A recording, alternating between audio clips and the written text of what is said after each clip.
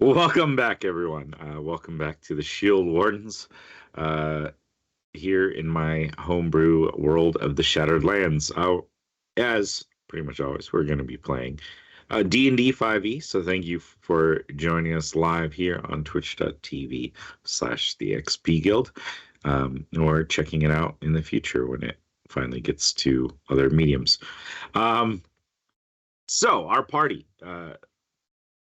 has been traveling around the island of Helot within the Shattered Lands in the Leitong Nation, having discovered the plots of individuals who have used these strange collars to kind of take over people in command and gain access to the areas of power and control over this island itself as a staging point for more than likely demonic invasion, plus other whatever else nefarious things they've got built. So far, the party's done a decent job thwarting or slowing at least their plans. They've destroyed one of the mist generators that helps alter the time continuum here upon the island. They have destroyed the backups of those so far, and have bought in time. They've sent out for aid from their home island, and while that is being prepped and ready, they have landed in the town of Karos and are gathering up with the caravan. They killed a group of trolls that were kind of harassing the supply chain here, and so now the town is ready to deliver their food to the capital of Pylumen. And thus the party decided would be a perfect time to use that as a way to get into the city without drawing any extra attention to themselves, coming in on the road from the east. And currently we will rejoin our party as they are loading up a series of wagons. We will see groups of villagers, farmers coming together, loading up these carts, like livestock, trailing these caravans as, live sheep and cattle are kind of tied on to various of the carts in order to safely get them to the city of Pylumen, of which you guys will be aiding.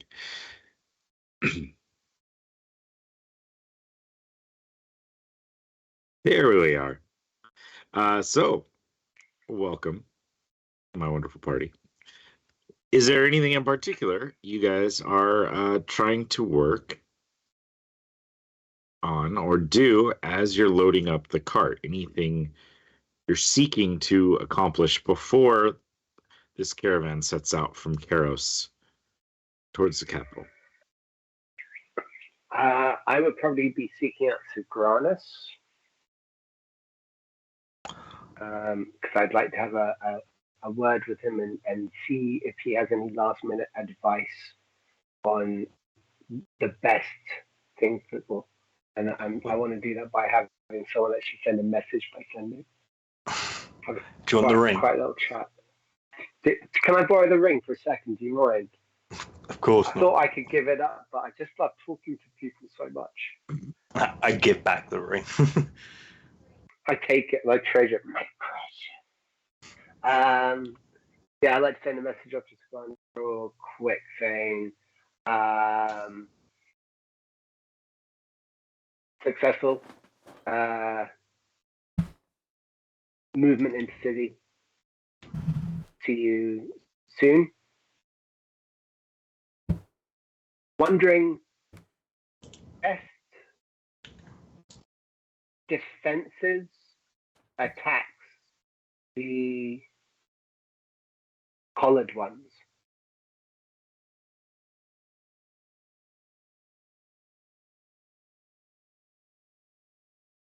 Was that it? That's 25. Okay, sorry, I wasn't counting. I figured you were. So, because I was getting some noise through, I think, Dave's mic. So you said, no, the other one. You were Give me the gist of it again. Just Just basically saying we've made it into a possible entryway, possibly going to be inside the city soon, and to ask if there's any advice on defenses or attacks upon the collared ones. See if he's actually discovered anything new in his time. okay. Yeah, a moment or two would pass, and then Sigranus' voice would come into your head. I would suggest getting a lay of the land, setting up a base, finding weak points in their system. Nothing else new in that. Okay. Then I like take off the ring and I look at it sadly and I offer it back to Hendrix. Do you want to hold on to it? I can't use it for the rest of the day now anyway. I mean, if it's going to bug you, then sure, I can hold on to it. Yeah. Okay, fine. Sigranus says that we should absolutely go full thunder straight in through the front door, guns blazing. Try not to think about it too much. Basically, his advice. Are you sure? That doesn't sound like him. Weird, but you know. All right, so he said lay low and be subtle and follow processes. Check the layout of the land. Okay. Honestly, I don't know. He Well, may be losing it. We are going to the capital, and if for some reason we can't find a place, we have a village here that we could maybe fall back to. That just gave me an idea. When we get closer to there, instead of making us look like merchants, maybe I can make us look like guards. And that way we can walk anywhere we want without worrying about anything. I'm happy with a disguise. Walk like a guard. Fine, sure. I mean, it's an idea. If you don't like it, I'm open to suggestions. Oh no, I don't have a better suggestion. No. Just an immediately dismissive of the first thing that comes out from you, Lucius, this morning. I've not had my coffee. But anyway, we're going to be fine.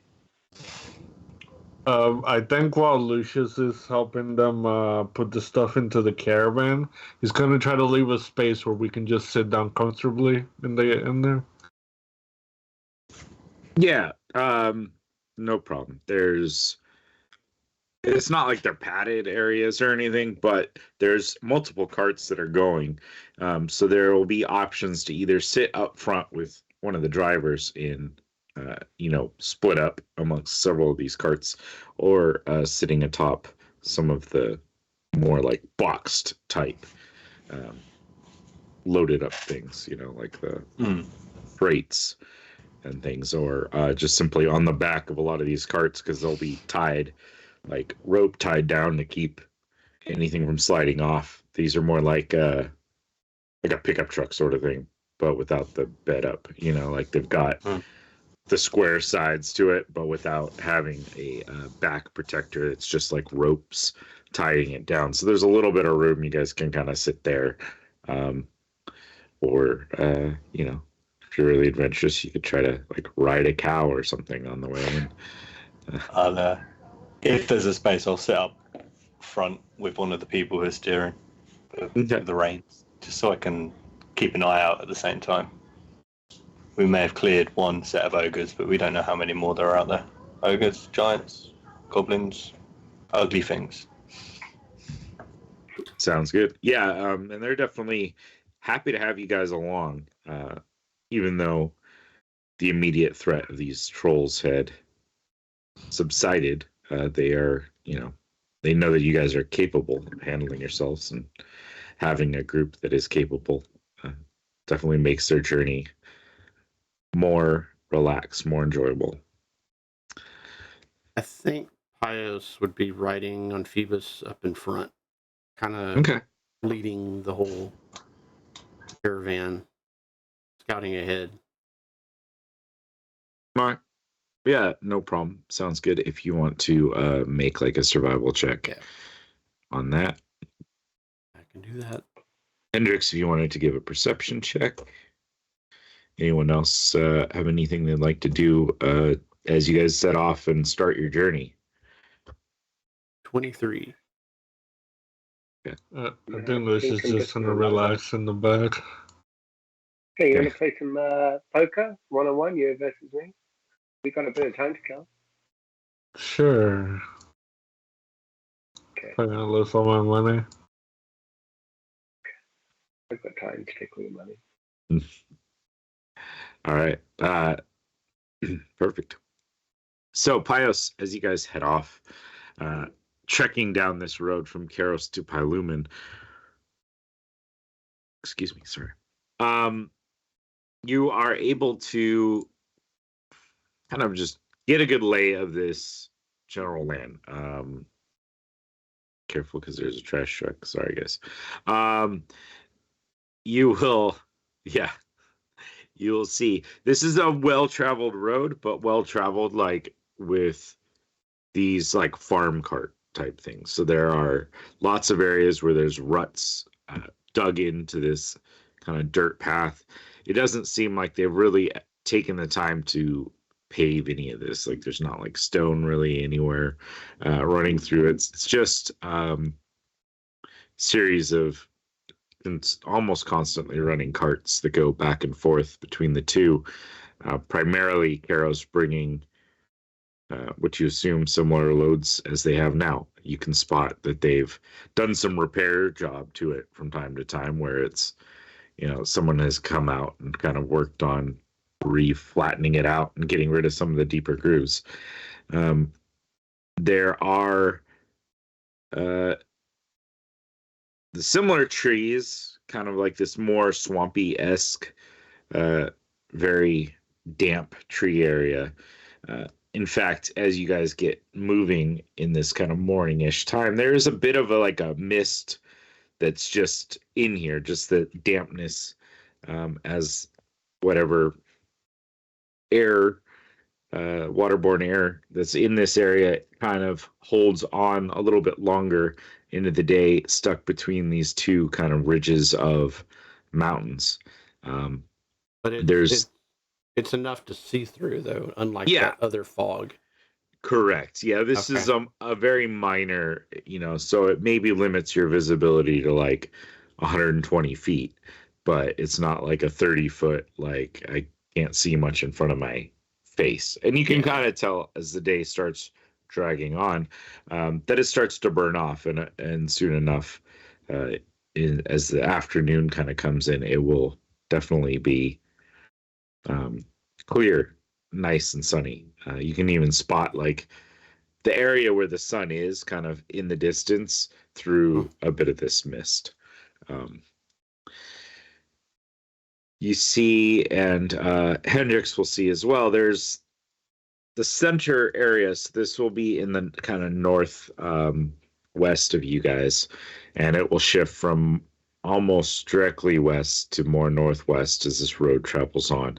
The large mountains and the plateau in the distance, closer to the capital, then to the south and back east of you, the ring of mountains. They're like high, rough hills. I wouldn't necessarily call them like a full-blown mountain range. Far smaller than the ones in the middle are circle. But as you go on, you don't really see any major dangers. Pios will see some signs of smaller game here and there, tracks in the mud, spots where they've grazed along like the area around the path here. Hendrix perhaps even spots some of the smaller like fauna, like a deer running through the trees. some of the squirrels and stuff that live in this general area. But other than that, as the day drags on and the mist dissipates, it's fairly quiet. You guys don't run into anything of danger. You do continually spot those black rocks that you've seen pretty much the whole time, circling and flying out amongst the airspace. Doesn't look like they have a direct search path or pattern. It's just like they fly around looking for whatever, looking for things that are disturbing, looking for a signal from any of the people that have been designated that are allowed to signal them and let them know to come harass something. But other than that, that's about it. If there's nothing in particular we're looking to accomplish during this first day of travel. In conversation with whoever I'm on the cart with, local wise, I want to try and learn a little bit more about the process of, do they deliver to the gate? Do they get straight through? Is there somebody that's holding papers that needs to talk on the behalf of everybody here? Does everybody here known? Is there a register? Like, I don't want us to turn up and then them just immediately point at us basically and go, "Who are you?" So I'm just trying to get a little bit of understanding of the process when they're delivering the foods. Sounds good. Why don't you give me a persuasion roll just to see? I'm assuming that's how you're kind of going about it. Just a friendly chat, just to see how much he takes to you. Not that much. I got a 6. Okay. Yeah, the driver of this cart in particular, a man named Dandrin, he is very short and doesn't not short in stature, but short in doesn't give long responses. Yeah. And you can quickly tell that he's not really giving you any real information. Just kind of oh, you'll see when we get there. And, that sort of thing. And it seems to him almost like an annoyance to have to deal with someone up there trying to ask him questions. So, yeah. Fair enough. I'll pick up on this, on him not wanting to chat. He's just here to do his job, and I'll use message on the other two and just see if they can learn any information while on the road with the people around them. The other 3. Mm-hmm. I think Pius is ahead on his own, so it wouldn't be much. Yeah, Pius wouldn't be much use in that, even if he were amongst the rest of everyone. Yeah, no problem. You also know that they told you that this trek would take 2 days, or essentially you guys are going to stop at some point tonight. So whether the group wanted to make this while they're trekking around or while they're setting up, you kind of know that Dandrin will not be of help, but there might be others that could possibly help out. Cool. All right. Then as the first day's travel starts to wear down, the sun starts to go down, they find a spot. In fact, it seems like this is a frequent stopping point. They've timed everything out. And so there is an area of ground that seems to have been cleared of trees and filled with more dirt in order to make a sizable area for a campsite and cart stopping point out of the rest of the kind of soggy, marshy grounds of this central valley area here.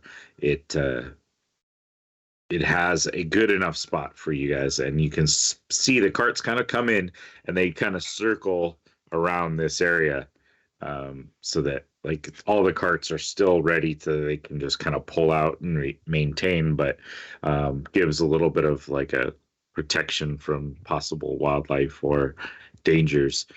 And they pretty quickly start setting up tents, start prepping things, putting covers over some of the goods, just like anything that might be damaged at the night or be eaten by local wildlife.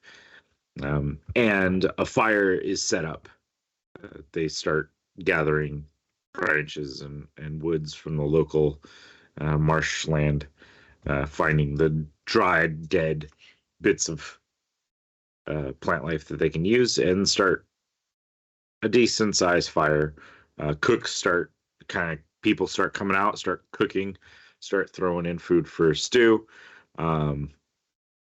and people start kind of talking, singing. Someone pulls out like a flute and starts playing a little flute for a bit while the fire's going and the food starts to be served.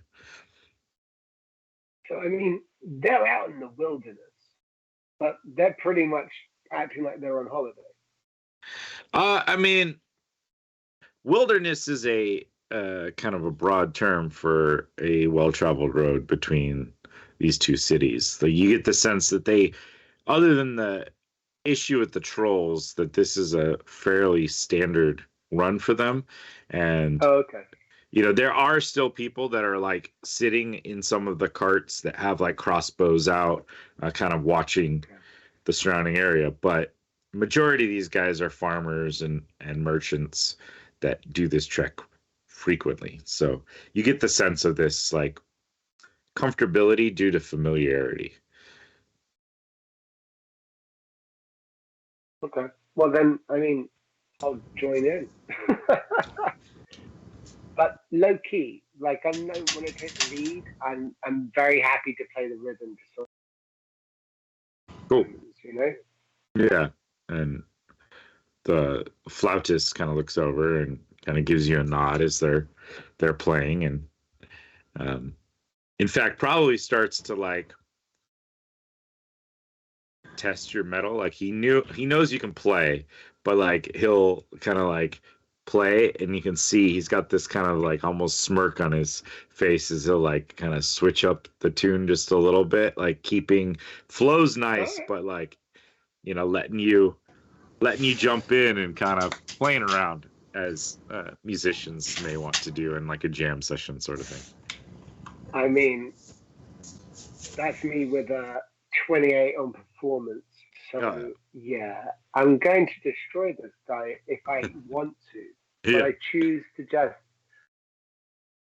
rise slightly above. Like the real skill is to be just this much better than the other guy, just so that they can keep stepping and keep pacing each other. Yeah.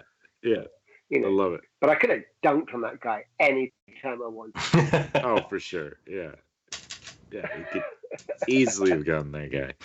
What you don't know, he rolled a 30. Yeah. No, I mean, he's an okay player, but you can tell like he's not even a professional musician. He's just like a, you know, that's like his passion sort of thing. You know, like, yeah. But I appreciate the art. Yeah, he has fun with it. You can tell. Yeah. And so the fire's going, food's being served out. They kind of hand out these bowls of stew to everybody, including you guys. If you're here, you know, they're obviously willing to share what they brought for this trip, and just kind of little conversations here and there. A lot of, you know, people around the fire listening to the music and some chatting, some off to the sides by the carts talking with some of the guardsmen, air quotes guardsmen, like the people on watch for that period of time. And you guys would probably be more or less assigned a slot to stand guard at some point in the night. Like, you know, whichever point in the watch position you guys really want to be in. They'd probably be like, hey, your group, you can be second watch. Did anyone want to attempt anything as far as like Hendrix tried to talk to Dandrin? Is anyone trying to follow up on that sort of a thing, or I think just enjoying our night? Lucius, when they start serving food, we'll probably grab like a bowl and bring it to one of the guys who's guarding, and just ask him, like what's been going on in between the city, and that he heard some rumors about like the town, and see what they say. Yeah. Sounds good. Why don't you give me a persuasion check? Out there, yeah. They got dice for a reason. Might as well make you use them. That's a 14. Okay. Yeah, so you bring the cart, this thing to a gentleman. He introduced himself as Holdris. And yeah, he seems pretty friendly, pretty nice. He'll kind of chit chat with you. So what is it you're kind of looking to get from him?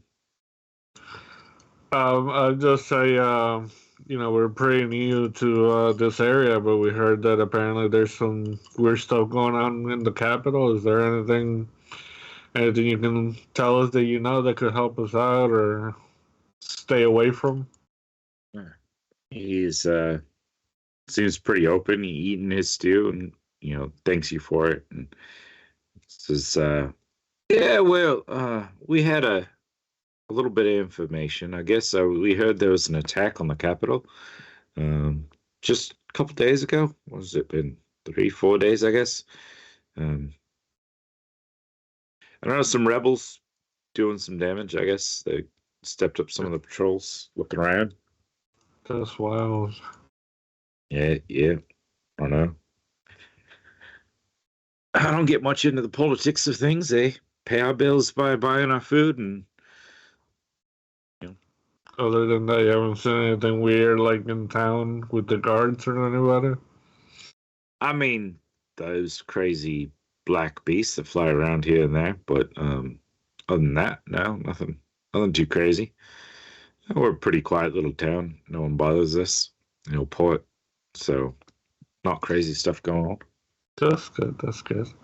Well, I appreciate all the help. Oh, no, we appreciate having a set of strong hands around. You guys seem to know what you're doing and handle them trolls, and pretty helpful in loading up the cots. We try. You guys been really hospitable. So. Oh, yeah. Well, when we get in, most of us tend to stay at the cot, right? If you guys don't have other accommodations, it's a good enough spot. And I'll buy around for you guys, that's for sure. I appreciate it. And once he's done, I'll grab his bowl to take it back, and I'll relay the information to Sir Captain over there. I mean, it's not much, but something. I'll just tell you everything he told me, which is not a lot of information, but better than nothing. No. It works. It means that when they come to town, people in the capital don't really care about them. They don't put them up. They don't make sure. They don't see who they are. They just get their food. They probably just look at them like they're country folk. They don't really care. Yeah. But if we can get us inside the town, inside the city, for us at least to have a look around. Sounds pretty good. I mean, I think once we get there, and once we change to to look like the guards, I think it's gonna be pretty easy.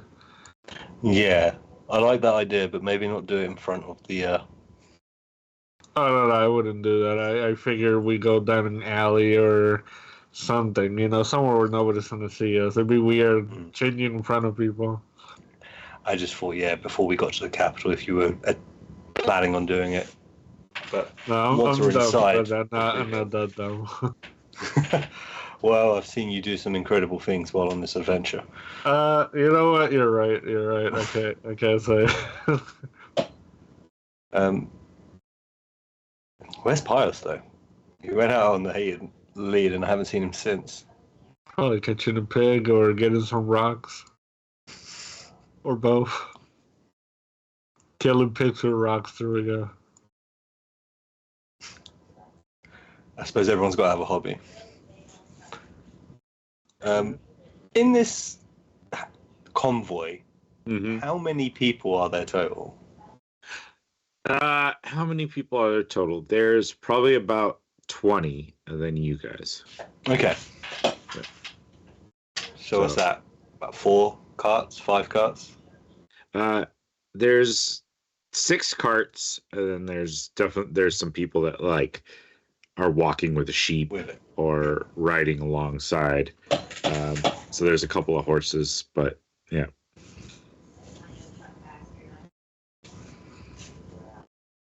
What is Pios up to?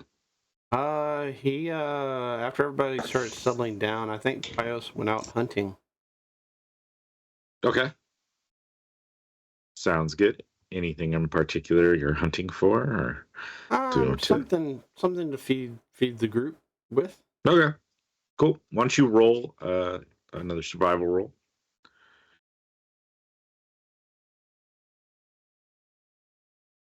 I rolled a 19, so 29. All right. Yeah, you go off into this kind of marshy, boggy ground area, searching out there. And it doesn't take you too long. You just got to kind of get away from the main path just a little bit, but you had already spotted some tracks here and there and some game trails that you wanted to check out.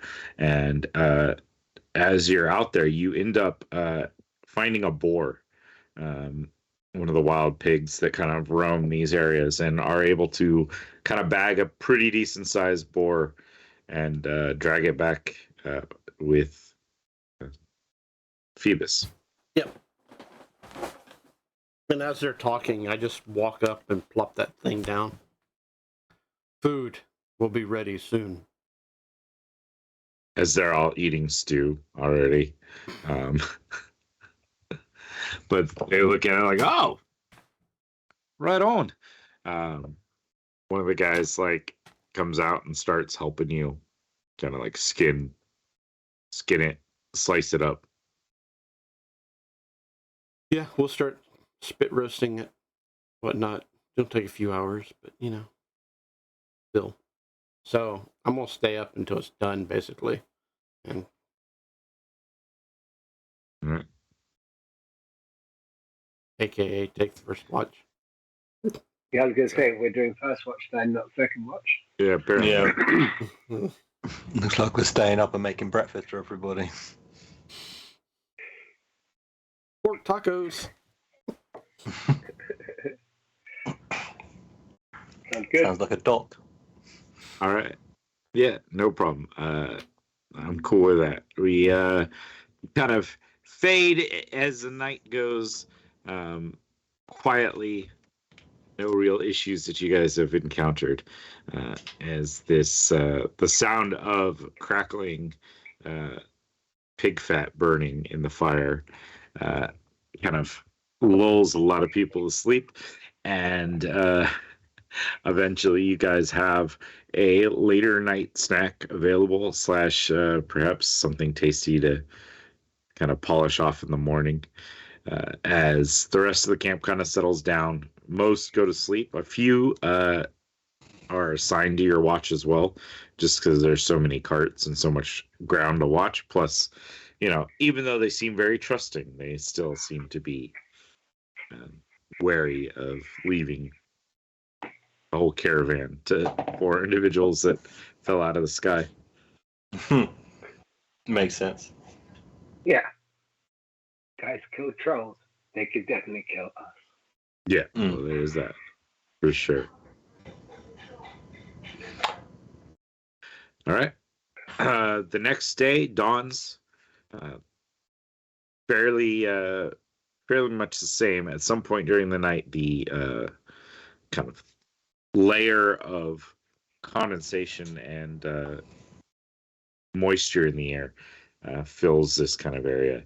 And as the morning rises and the sun comes up, it's kind of that dim, diffused light through this. But the local caravan people start getting up and start breaking down things, people are just kind of like carving bits of meat off this pig that was kind of kept mostly warm throughout the night as the fire was constantly tended and stoked just to keep going. Not the full blaze that it was earlier, so just kind of kept it a nice warmth to it. Kept some hot coals. Okay. Yeah, and as you guys, if you guys are ready, you start off towards the final little stretch to Pylumen. Yeah. I think I would probably be. I'll try and take the journey with the flautist and his group of people on their wagon. Okay. If that's okay. Because I wanted to hang out with them and ask about documentation. So, like, again, our situation, we haven't got our paperwork. What will we need when we come to the guards? Okay. Yeah, no problem. So you settle into the fourth cart back. The flautist, you can tell, is there. He's got his hair pulled back into a like kind of partial ponytail, so some of it's laying down, but the main part that would have normally probably fallen in his face is pulled back into a ponytail. You can kind of see he's at least half elven. He's got slightly pointy ears, and he's sitting in the cart like he's driving it. He introduces himself at some point last night, I'm sure, as Vinray, and he's happy to have you along. And he compliments, you played so beautifully last night. I mean, I could tell you've got the chops. Hey, it's just fun to dance with a good dance partner, It was fun. Again. Sounds good. I appreciate you not, making a total fool out of me, but I don't know what you're talking about. Yeah, you're very good, and not enough people play. That's the end of it. Like you always get these kids who play it, and then somewhere between 11 and 12, it gets beaten out of them, and that's a shame. Mm-hmm. It's yeah. Underrated. Yes, underrated indeed. It it's a very easy instrument. It can take the road pretty easily, and always seems to calm me after a night of work. I get that. I'm the same way with my Vanderbilt. Good time. It's a beautiful instrument. I was wondering, in the city, where would you stay? Do you have any other musician friends? Because perhaps we could jam with them. Yeah, I mean, there's quite a bit of inns and taverns in the capital. Most of the guys stay at the cart, right? It's a pretty decent facility, but it's mainly, geared towards people like us, kind of the hardworking road travelers, not the upper crust, rich, haughty ones. Let's see. There's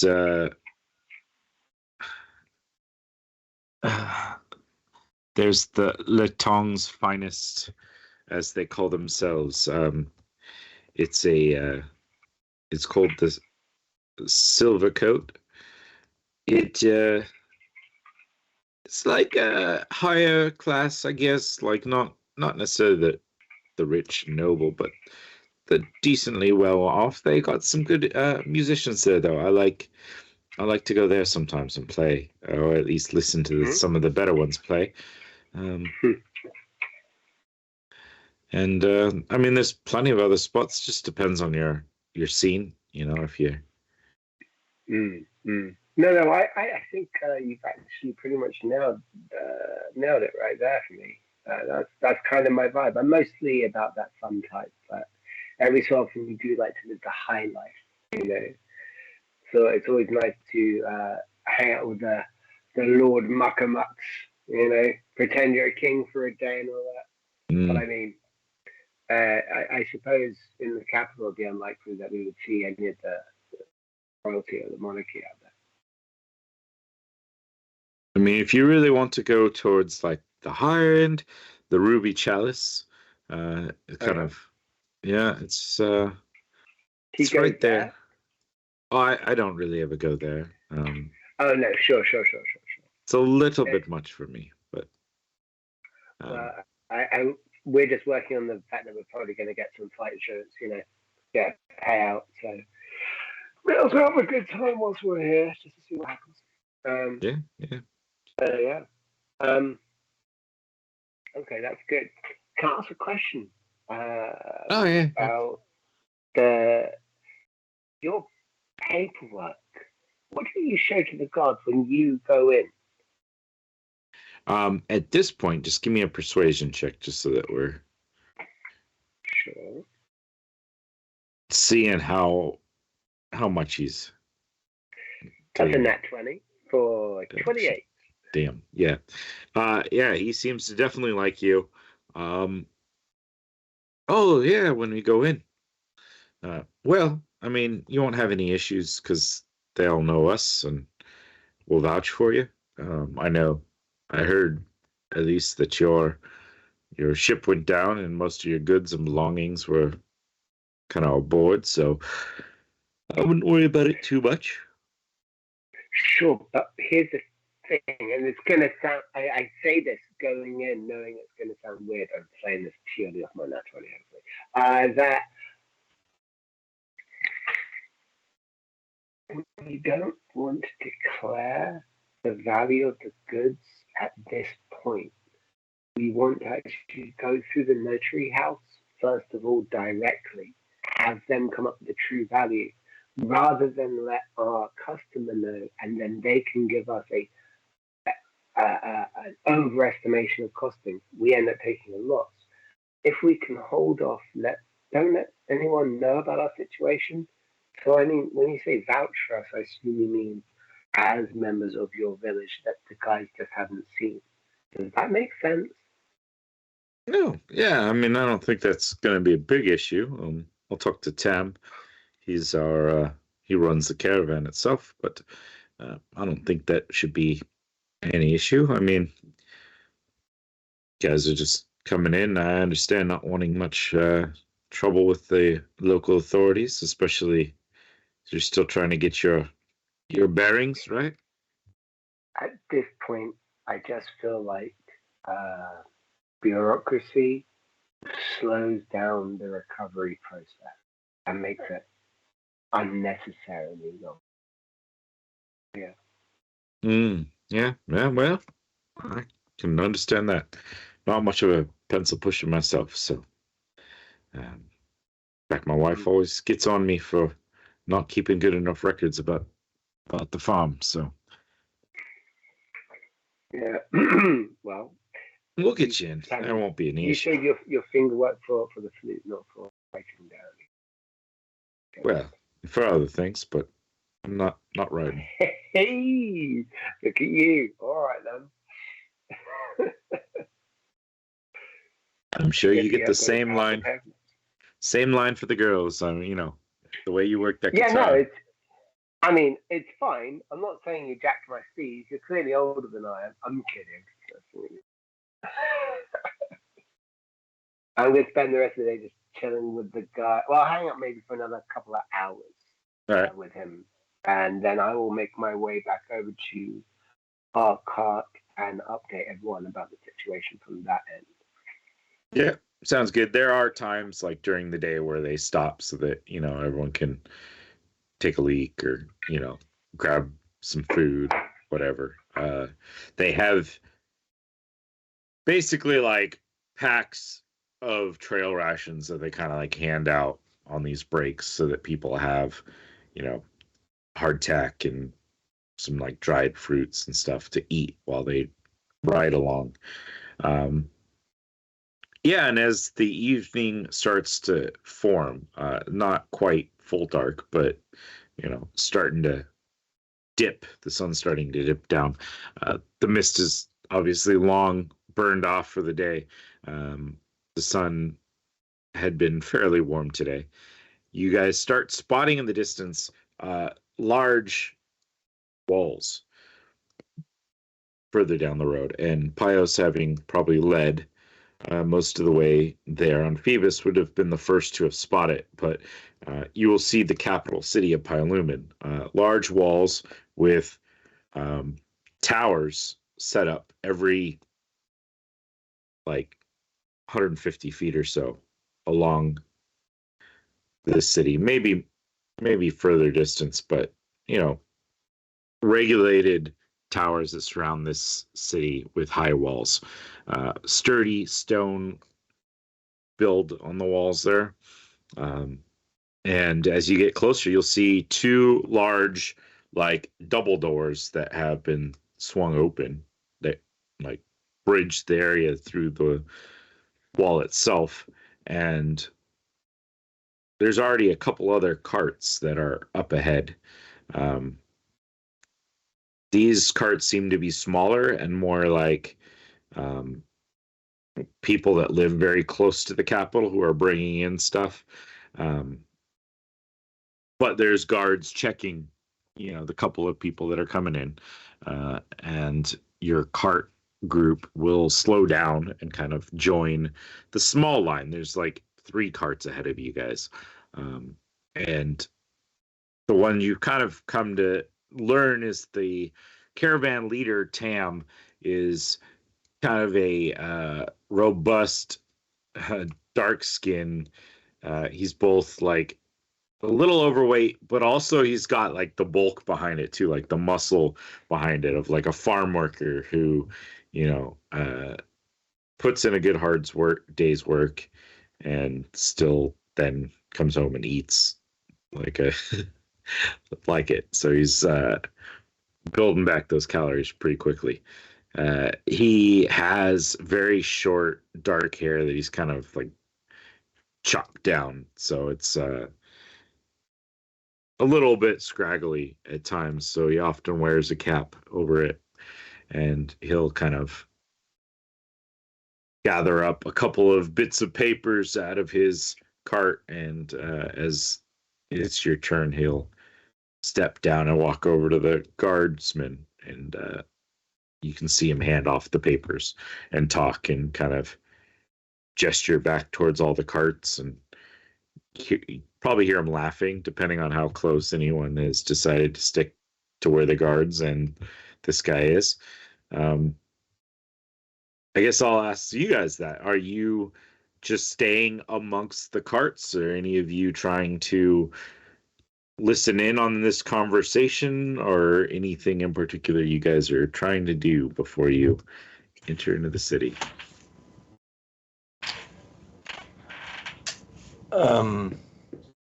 What's the layout going up to this? Is it just an open field, main road, big gate, or is there like a tree line?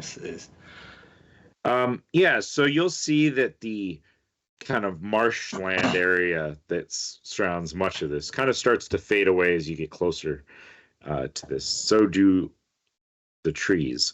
Obviously, you can spot in like an obvious manner that they have chopped down trees to a good like 300 feet away from the walls. So Makes it's sense. definitely cleared for protection. You spotted a couple of smaller like dirt roads that come from like the north and south in the last several like miles up to this that are less well kept. So like big, deep like cart trenches worked into this. As you do get close to the entry of the capital, your carts roll onto these large like flagstones that have been like laid down, so that the last 300 feet or so are paved. And in fact, it's like the first 150 feet of that seem to be one color stone, and the next one seems to be another color stone. But it is paved up and into the city, and you can see inside as these 2 huge, massive, double wooden doors are open, leaving like a 40-foot opening into this big old wall. And you can see inside there's another set of doors that open inward. So there seems to be these two sets of doors, and you can even spot there's like an iron fence that could be lowered down in between the two doors for extra protection. There are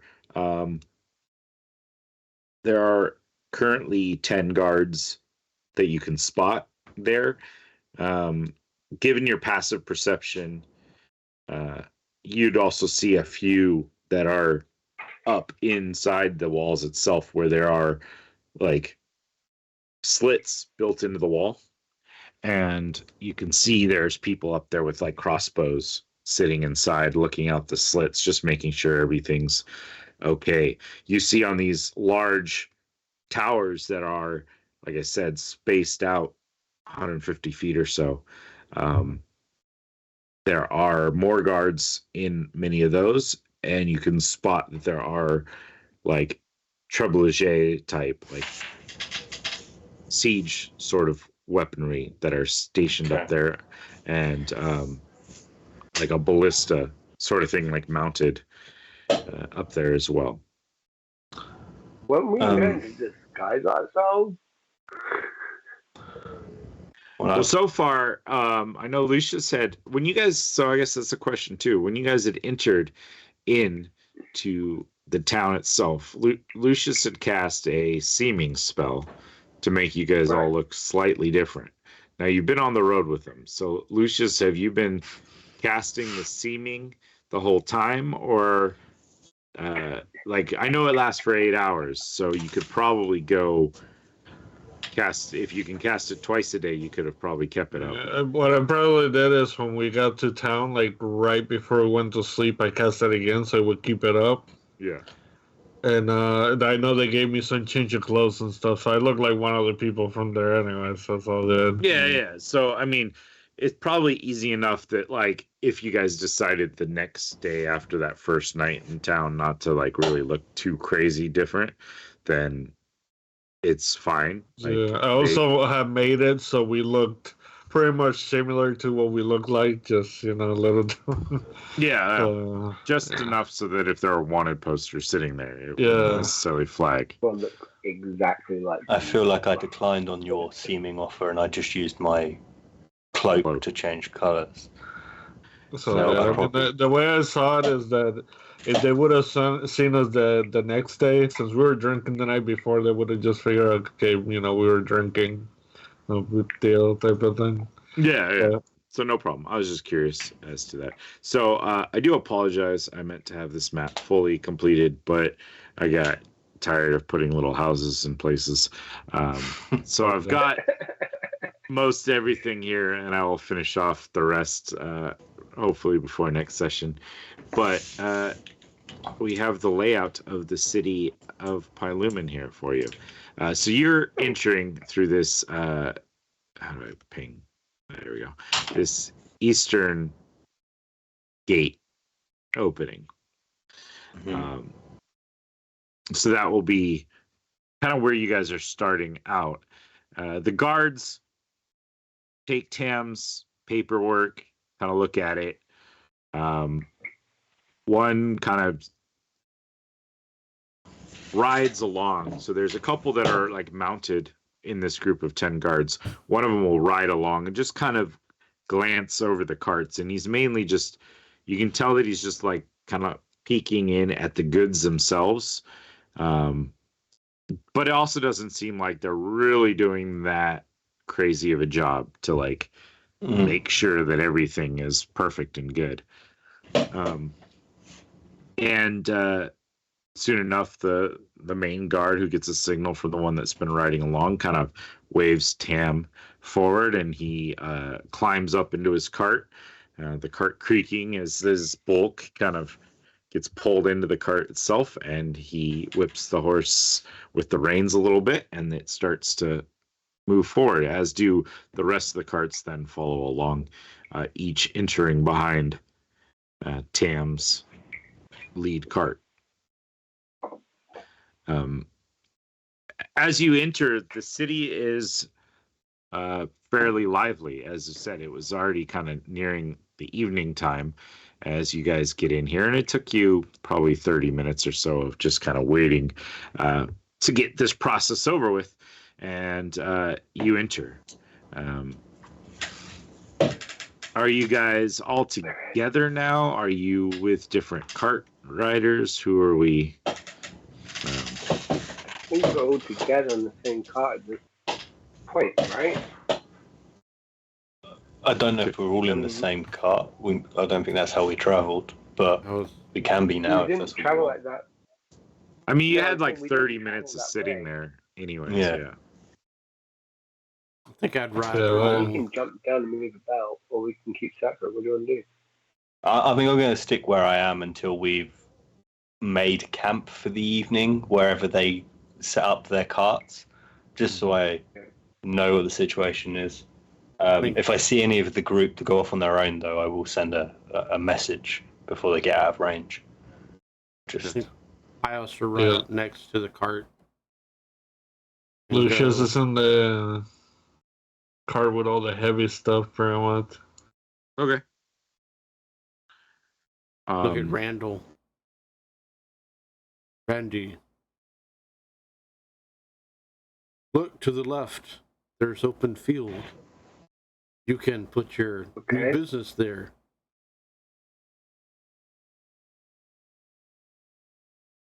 Yeah. So, yeah, as I mentioned, didn't finish the map. So there would be like just buildings filling in this entire space.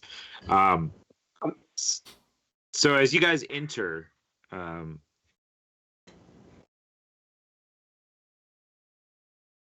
you would. Oh, I do not want that to do that. I want this to do this. Do that. Okay. There you go. All right. As you guys enter, they would point out this. There's a tavern just there by the entrance, like the first main road you guys come to. And one of the drivers will point out, whoever's like close enough to you guys will point out that there's the cart, right? That's where many of us will stay tonight and kind of hang out. That's the good one. Are you guys very familiar with the city? No. Not at all.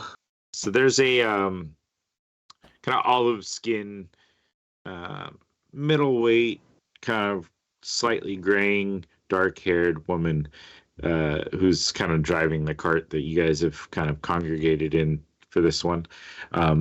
She'll start explaining.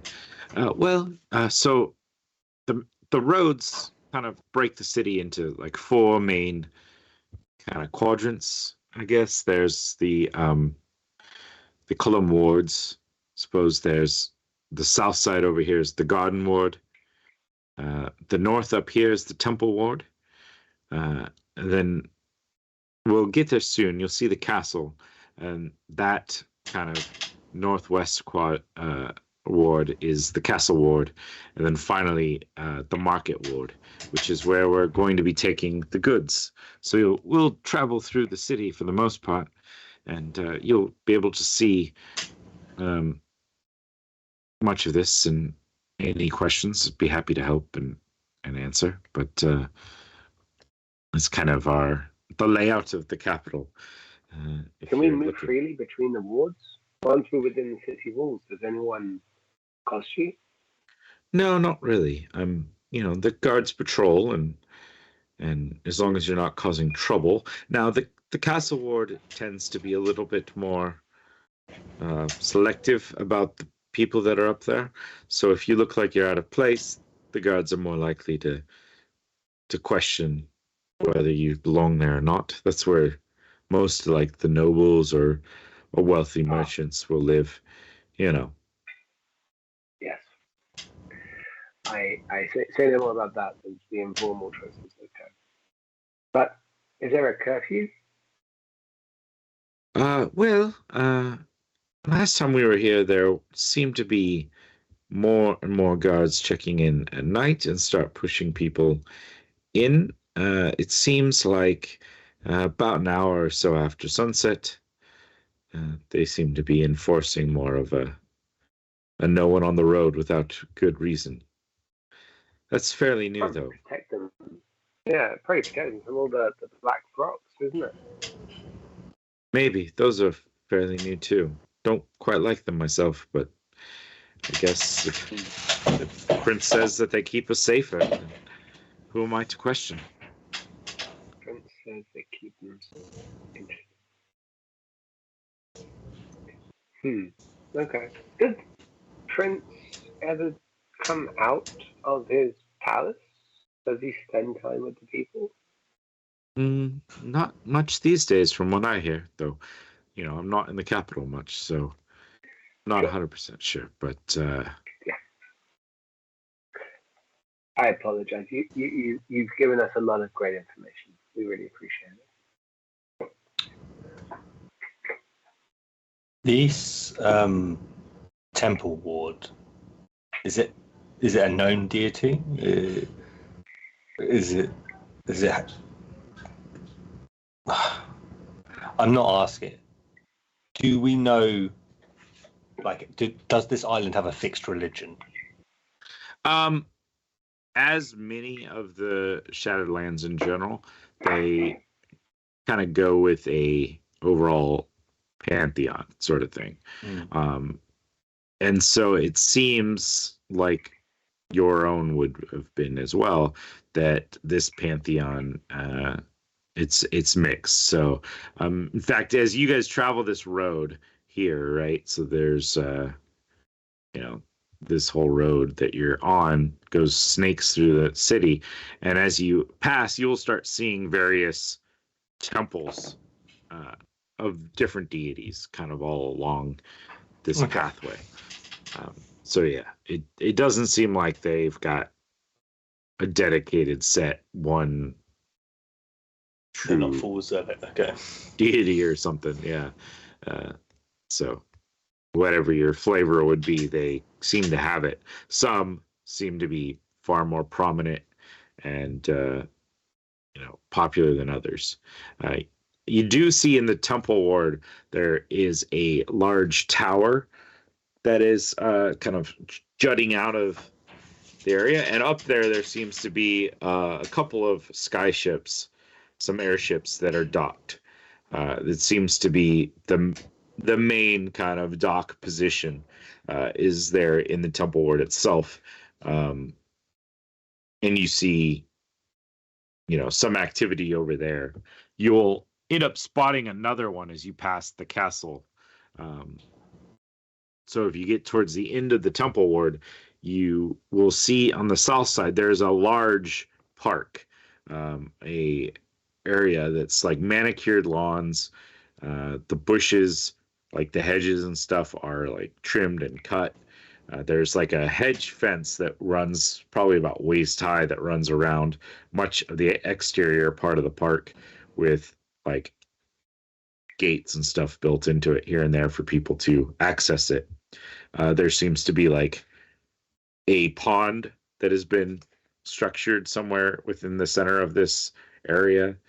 There are like paved pathways that kind of run around some pagodas or whatever the freaking like areas just to kind of like sit and relax.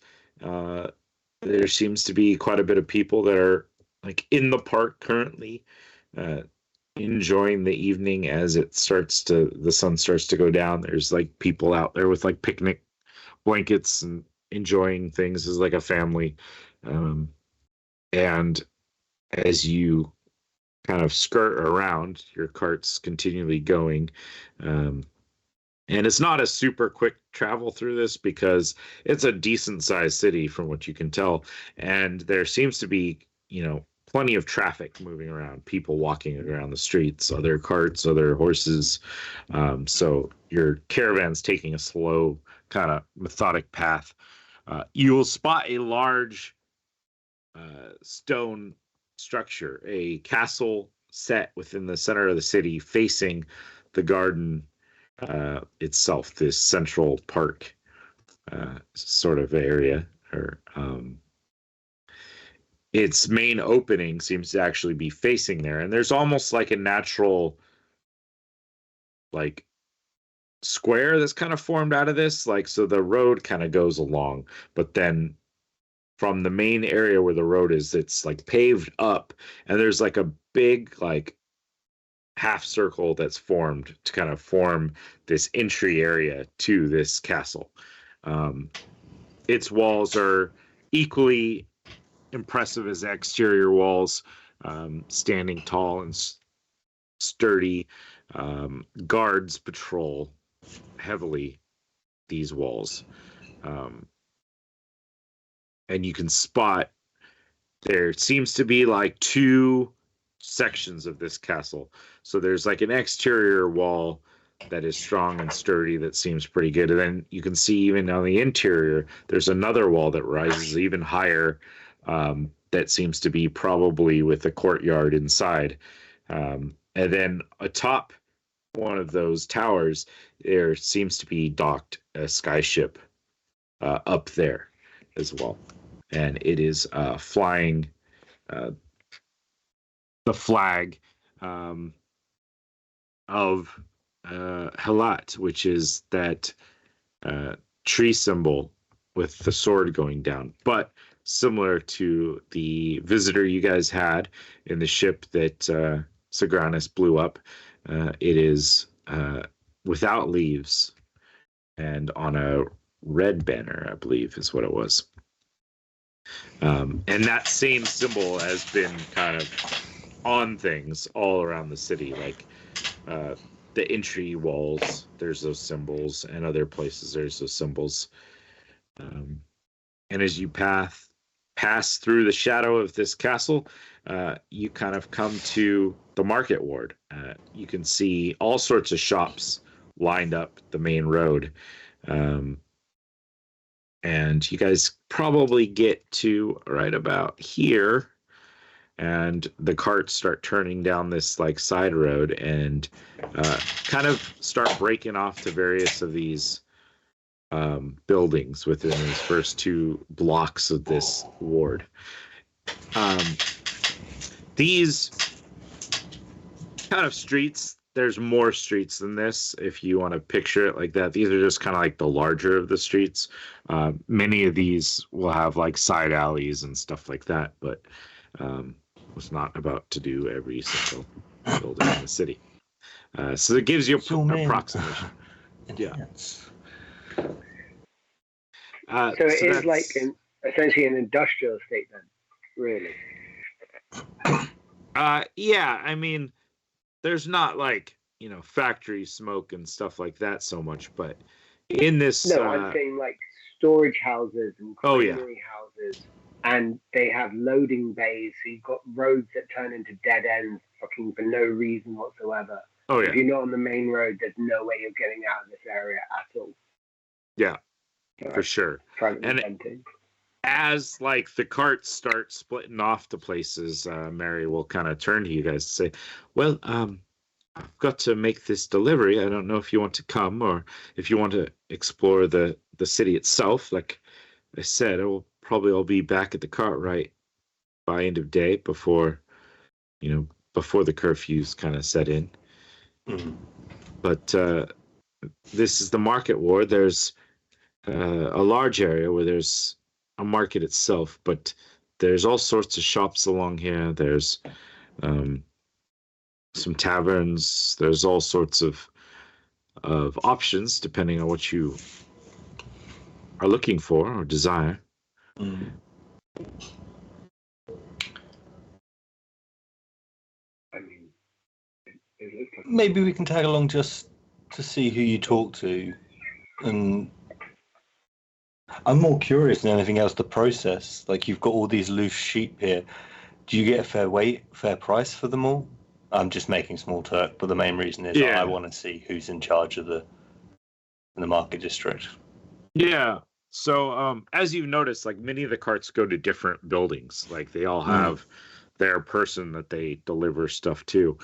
Mary herself turns down one of those kind of dead end sort of alleyways, and there is a building there that's set up with like large doors, open. There's a pen that's outside, and there's like a couple of like sheep in there already.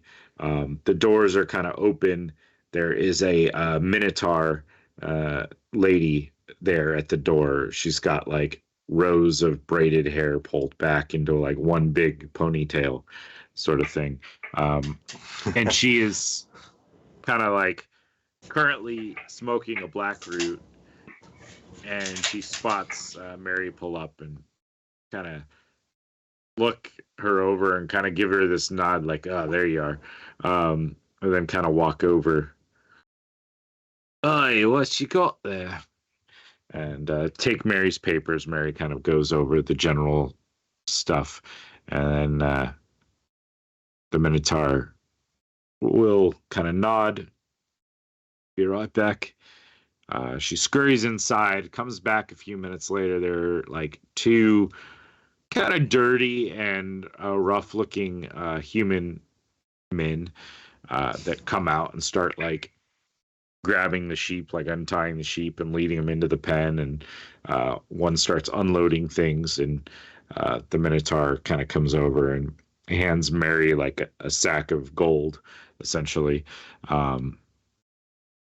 Thank you very much. We've been waiting on this shipment. It'd be much appreciated. Yeah. No. I'm just trying to keep a mental note. So, what was her name? Sorry, Mary. Oh, no, Mary is the driver of the cart you guys have been in. The Minotaur currently in no one's. She didn't offer, and she obviously seemed to know Mary, but they didn't do a lot of small talk. Lucius would be helping, like whenever they need to get stuff down from the cart. He's making himself look like the dumb grunt that's just doing work. Okay. Yep. The guy's. Randy's going to place himself in eye line of the Minotaur and will sing a very studied version of Even Cowgirls Get the Blues.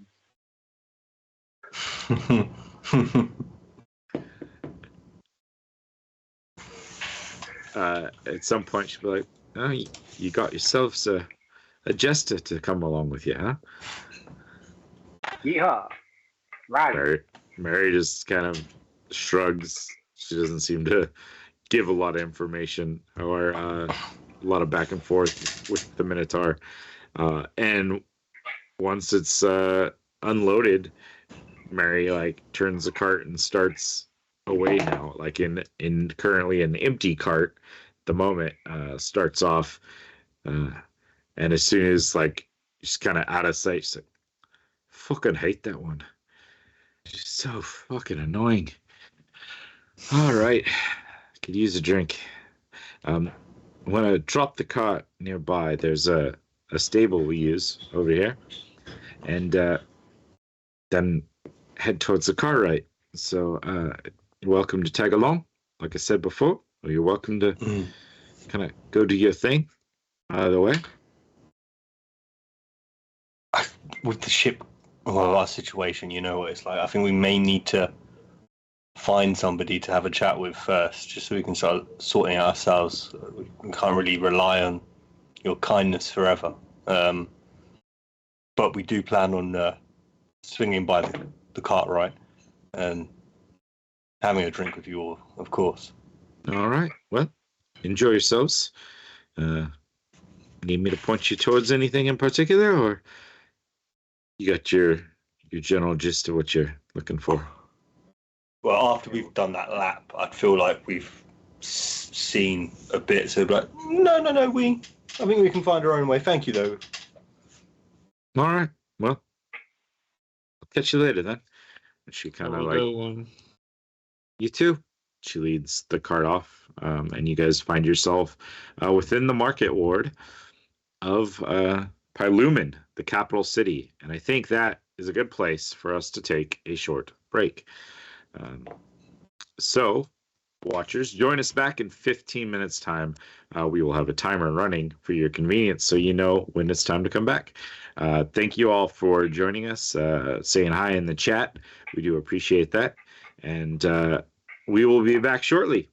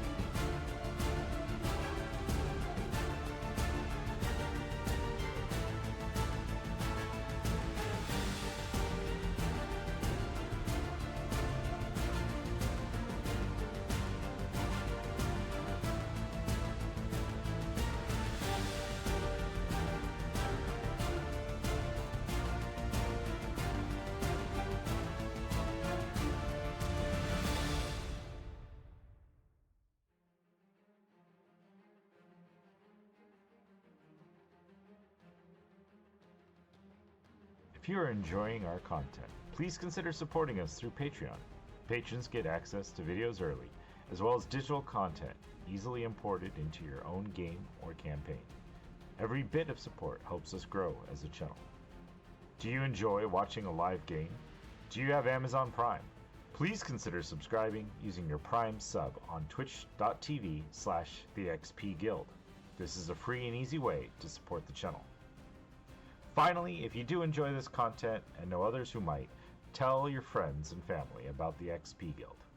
Thank you so much, guys, for joining us for yet another XP Guild show. If you are enjoying this, please do us a favor, click like, subscribe, hit the bell notification if you want to be notified when our next show goes live. Feel free to drop us a comment. We'd love to hear from you guys, hear your thoughts on the show, or anything else you want to talk about. I'd like to take a quick moment to say thank you to our friends over at Hero Forge, a Sky Castle LLC product. We are not sponsored by them, but if you're looking for great custom miniatures, check out HeroForge.com. They've been so kind to let us use their art, as many of the miniatures and artwork that we use come from their website with their permission.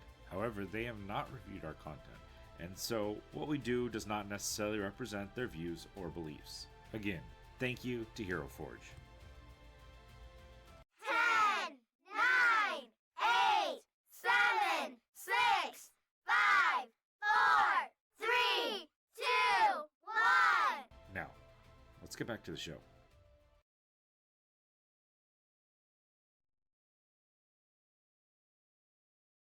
Welcome back, watchers. Welcome. Thank you for hanging in there during the break.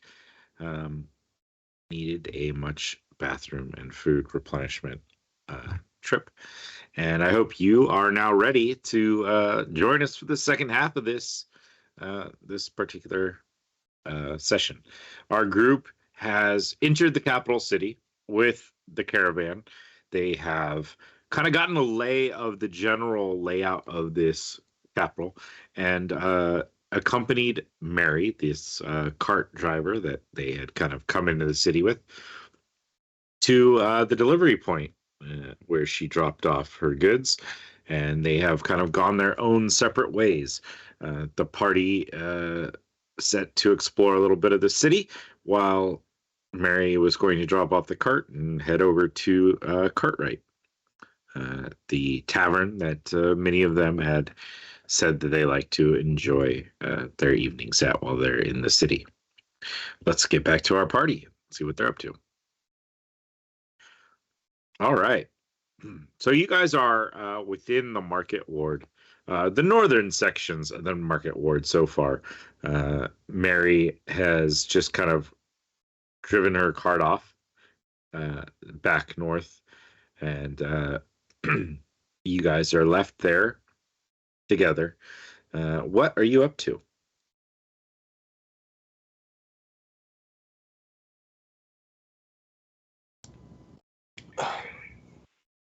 Lads, There's pork on a what stick. do we do? Yeah. One check mind that one. Is that all you think about I is don't mind. pork on a stick? No, look, there's corn on a stick too.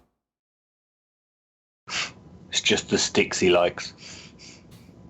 Okay, first is rocks, now it's sticks. Are you gonna make a hammer out of sticks and stones next? Why would you I've make? got to tell you that I know a guy that believes that all food that is on There's- sticks is actually the height of the greatest kind of food. There's a toolsmith right over there. Why would I make rocks out of hammers when I can go buy a hammer from the toolsmith? I just thought you were the kind of guy that likes to make all his own tools. When I need to, I can.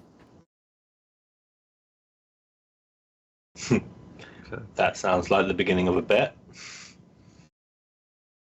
Yeah, I kind of want to see what happens next. So Don't you give can say him you can make any ideas. tool if you need to. Not any tool, but tools that are useful. I can make any tool. I can make any tool. I guarantee it. So I was wondering, while we were walking and I would have seen guards, would I been able to pick up like the pattern that they watch, like the way they walk, like their formation? Oh, yeah. I mean, give me a perception check just to see.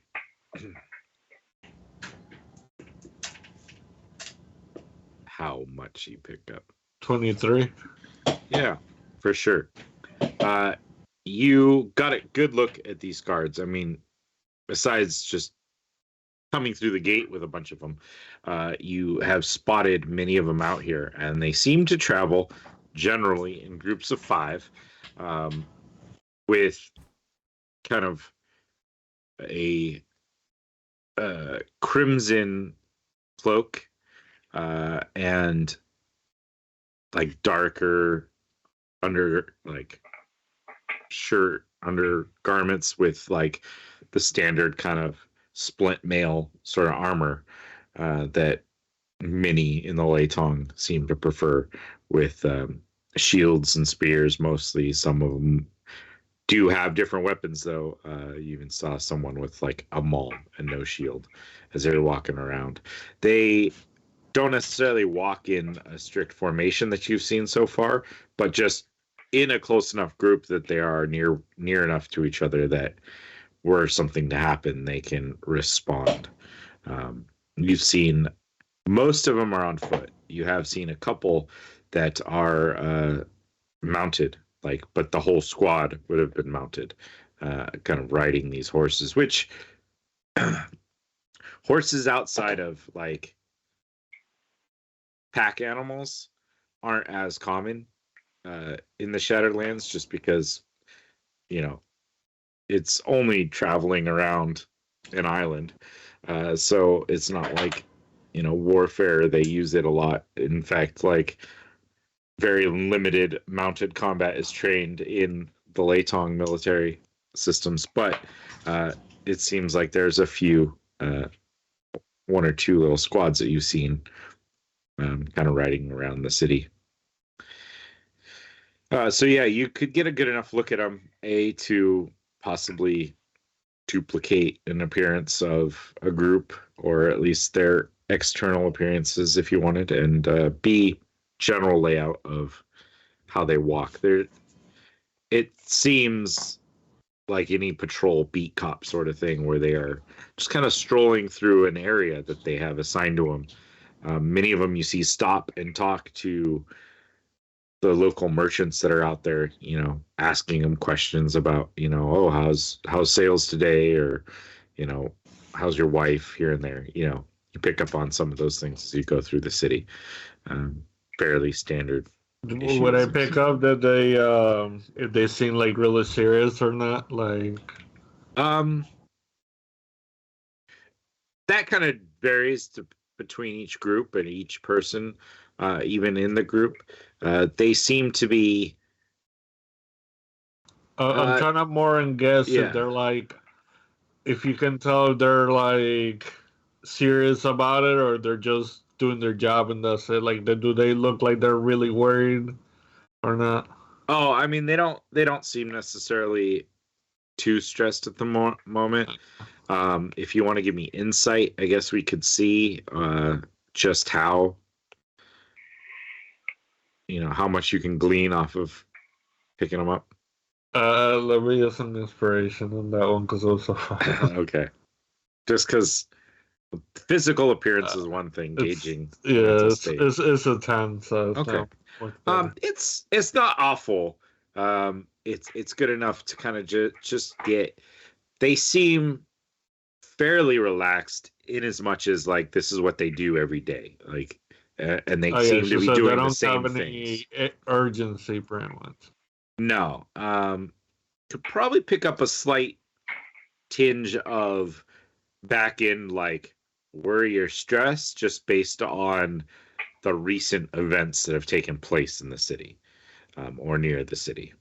And from here within the city, you guys can easily see this plateau up there. Even as the sun is dipping pretty low now, it almost accentuates this plateau area.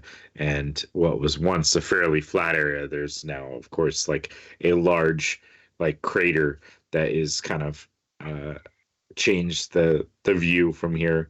And every now and then you'll catch some of the locals kind of like glancing at it with like a worried look on their face, and then going back about their daily lives. Well, Lucius would definitely stroll next to Hendrix and relay information that he picked up daylight patterns, and he would be able to like pretty much copy most of the groups, and he don't think they have like a really big urgency. It's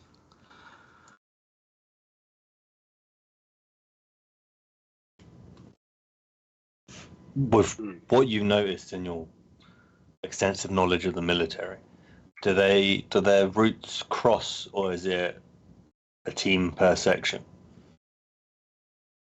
Like, do you see groups of people meeting other groups and then giving them the nods and the bus driver waves and going on their routes, or is it just patrolling an area?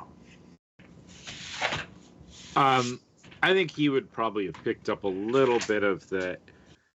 They generally have like a section of the ward that they're assigned to, but there has been a few times where like the two groups end up kind of passing based on the way their pattern ended up landing, and they just kind of give a friendly kind of like salute sort of thing where they tend to do the like shield against their chest sort of thing, like they clap it hard enough to like have the armor do a little clang to it, and then they kind of go about their day. Cool. I'll just say to Lucius, good work. Like if we plan to go in disguise, though, just keep in mind that we probably are going to having to talk to him at one point as well. That's fine. I know enough military jargon that we should be fine. Is there a certain area we want to go to? We kind of need to find a good location to where there's not many eyes and we can set up shop as such. Maybe investigating to see if there's any real estate up for sale in the market area for a new and upcoming shop owner. I'd say if anything, let's try to find like a alleyway that's not too busy. We can change and look around as the guard so nobody bothers us. And then whenever you want me to drop it, I'll drop it. But well, I love it. But how about? Or we can just be normal commoners or merchants. I gesture to Randy. I was like, why don't we make Randy the traveling merchant and us his selected over his guards? His escort while in town. Kind of bad idea. And then that way there's he can charm his way through anything. We've seen him do it. And then when we end up doing that, I'll make him look like a little sultan. I love it. Pios, you would notice that Phoebus gets quite a bit of looks going through the town. Would I be able to do that thing on Phoebus as well, make him look like another halfling? I think, well, at least like a different animal. I believe it has to have the same shape and form. We can look like a dog or something that's nearby. Just double check the spell if it says creature. Creature versus human or whatever. I think if it says creature, I think we're totally. Phoebus would shenanigans. Pios would recommend that either large dog or large pig. I think we'll get less looks from a large dog than we would a large pig following a group of people about. It just says creature. It doesn't say anything about animals. So I think you're fine. I think creature is fine. That's broad enough that I think that's an acceptable use of this spell. Yeah, that's fine. Whatever you guys want it to look like. Just remember, Phoebus is a medium-sized creature, so you're looking like horse-size dog. Uh, Oh, if that's that's what you so guys we turn him can to. make him like a horse and just or a pony. One of We those can little do a pony. ponies. yeah, Yeah, Yeah, do a yeah. pony. and you can Um, hold him. Well, I Yeah. can ride him too. So I mean, I've Yeah. been riding Phoebus. Or our anyway, so- Sultan can ride him. If the Sultan wants to ride on the back of Phoebus. I do think we need to sell these though. These are really tasty.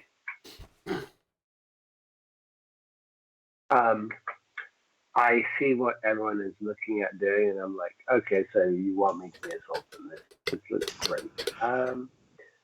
And I look around, and do we have enough space around us just now? Are we able to go a little cray-cray? I mean, I'd it's like up to you guys if you wanted to like step into some alley.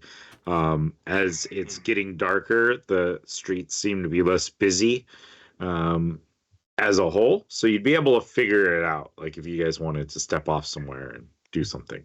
Yeah. Are we I'll take looking- Daisy out. Yeah, do a little circle, make sure no one's prying eyes. Are we looking to go into the wealthier district? We're trying to check out the warehouses, right? I feel entering the warehouse may be a different plan. You still as a Sultan, but if we're Yeah. going into a wealthier area, there's, I think we saw there were more guards and more patrols there. It might be a little bit more difficult to pass as guards. Yeah. In which case, in this area, I will do a performance of creation, and I will create a sultan's wagon, which is large size only. So it's very small size wagon, but for a halfling, it works out to be a perfect size sultan wagon.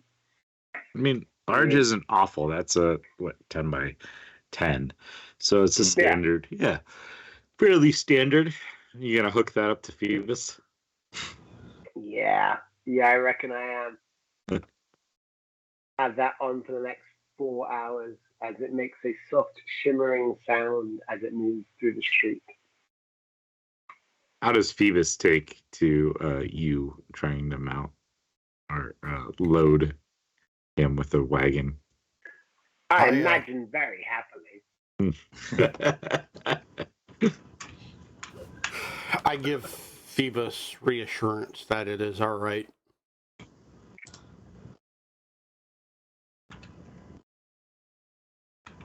Yeah, no Can we problem do then. an animal handling, or is it just going to be okay? No, I think Phoebus is well enough trained that I was gonna leave it up to Pios how he feels that Phoebus would take it. I don't want to make it, you come up with a cool creation idea and then it's null and void because your pack animal decides to not behave. As funny as that I'd could be be. fine with that too, to be honest with you, because then I just would polymorph into a horse myself. Yeah. Yeah. Phoebus is a little bit more than just a pack animal. I have him. That's why I got Ranger. He's actually a companion. So. Yep. Okay. Yeah, he's got some levels in there. Yeah. So. So there's enough space up here for you as well. If you want, I mean, it is your Most definitely. But seriously, you should try this. This is really good. No, I'm enjoying my particular very old meat on a stick. Look at the color on this thing; it's amazing. I can go back and pick you up one. They just put it out on this little shelf to grab, and I'm gonna have a quick sniff of that if you don't mind. What is that?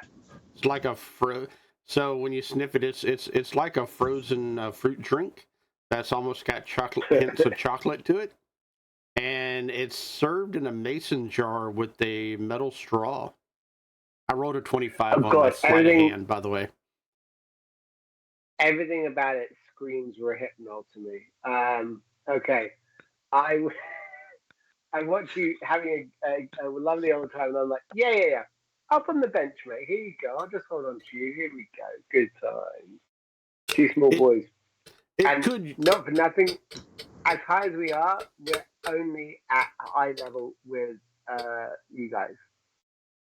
it could use alcohol, but I didn't ask. I just took what she had. I taste it carefully. Does it have alcohol all over it like a bag of chips? No, it does And not. no alcohol. Sadly, Okay.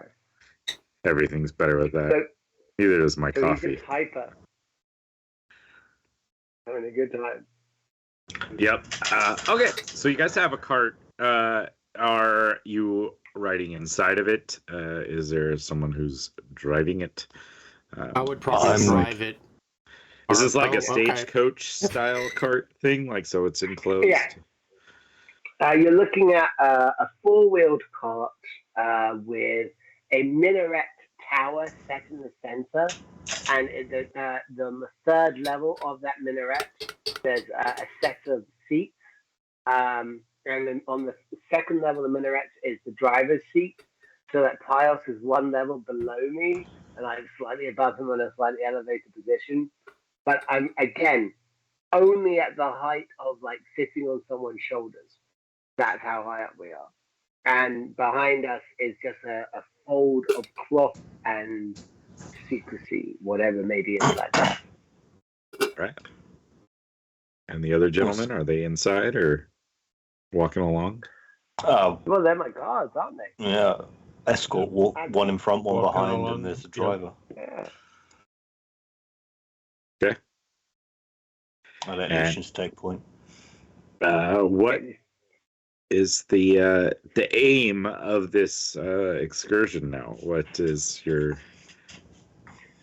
I wanted to take a look through the warehouses market. I'd like to see if any of the warehouses are empty and available for rent. I'd like to see if there are any warehouses that bear any particular symbols, particularly the dead tree sword sigil, and yeah, I'd also like to keep an eye out for any smiling one information on warehouses. Okay. Give me a perception check. Are we staying here for an extended time period? If so, maybe we should also look for another secret warehouse space that we could possibly set up. That's what I'm thinking. If there are any empty warehouses, we can go into that. We're not space. actually buying a warehouse. We're not going to become merchants. You do know that, right, Pius? We Like- are not staying here then. Not indefinitely, no. Hmm. We 16 Okay DM. then. 16? Find a warehouse and kill everyone within, and then take it over. No, you swung too far the other way there. We're looking for like stay at a place for a little bit, kill no one unless we have to. Ah, I understand now. Yeah, try to get our people there. Then have a better attack point type thing. I get that. That's why I was asking about the warehouse. Because we had one in Yeah. the previous town, and it worked out well. Very well. And they almost certainly haven't learned or got wise to our tricks. So we're good. one warehouse. It's just a warehouse. There's no pattern in that yet. No. Unless, of course, they investigated the warehouse and found out information on it and they actually did a couple of, Listen, it's probably fine. Probably. What could go wrong? Yeah, you don't spot, like, just wandering around these streets, any ones that you've seen any indication of a smiling one. You do, I mean, you wander around for a little bit. I don't know your approach to trying to find an empty warehouse. They don't have like for sale signs or for lease signs up on the side of them. But there are many people that seem to be like moving around the shops and moving around the warehouses and starting to like lock down many of the ones that are here currently. So there's people that work in that area that are possible avenues of information. Then I guess I would go with just like saying to Pius, driver, find us a warehouse. Ask that boy there. And then before Pius can actually get involved in any way, shape, or form, then throw a coin at a street urchin, try and ping him in the head as hard as possible, and say, you boy. Such a dick. You boy. Where can I find a warehouse that's worthy of the great fucking army? Your name's fucking Army. Yes, Shake fucking army. It's a weird fucking name. All right. That's my cousin. So it's my buddy. I Fuck you, Shay. I just work here. I don't actually like pay the rent or nothing. I throw another coin at him to silence him. I said I want a warehouse. Now you find me one, boy. Go! Or I'll send my guards on you. Okay. I'm hoping that Lucius like looms. Lucius just gonna do the shield thing against his chest to see what that does. Give me an intimidation roll. Whoever wants to roll it with advantage. I'll give it Bardic to Lucius as he does it.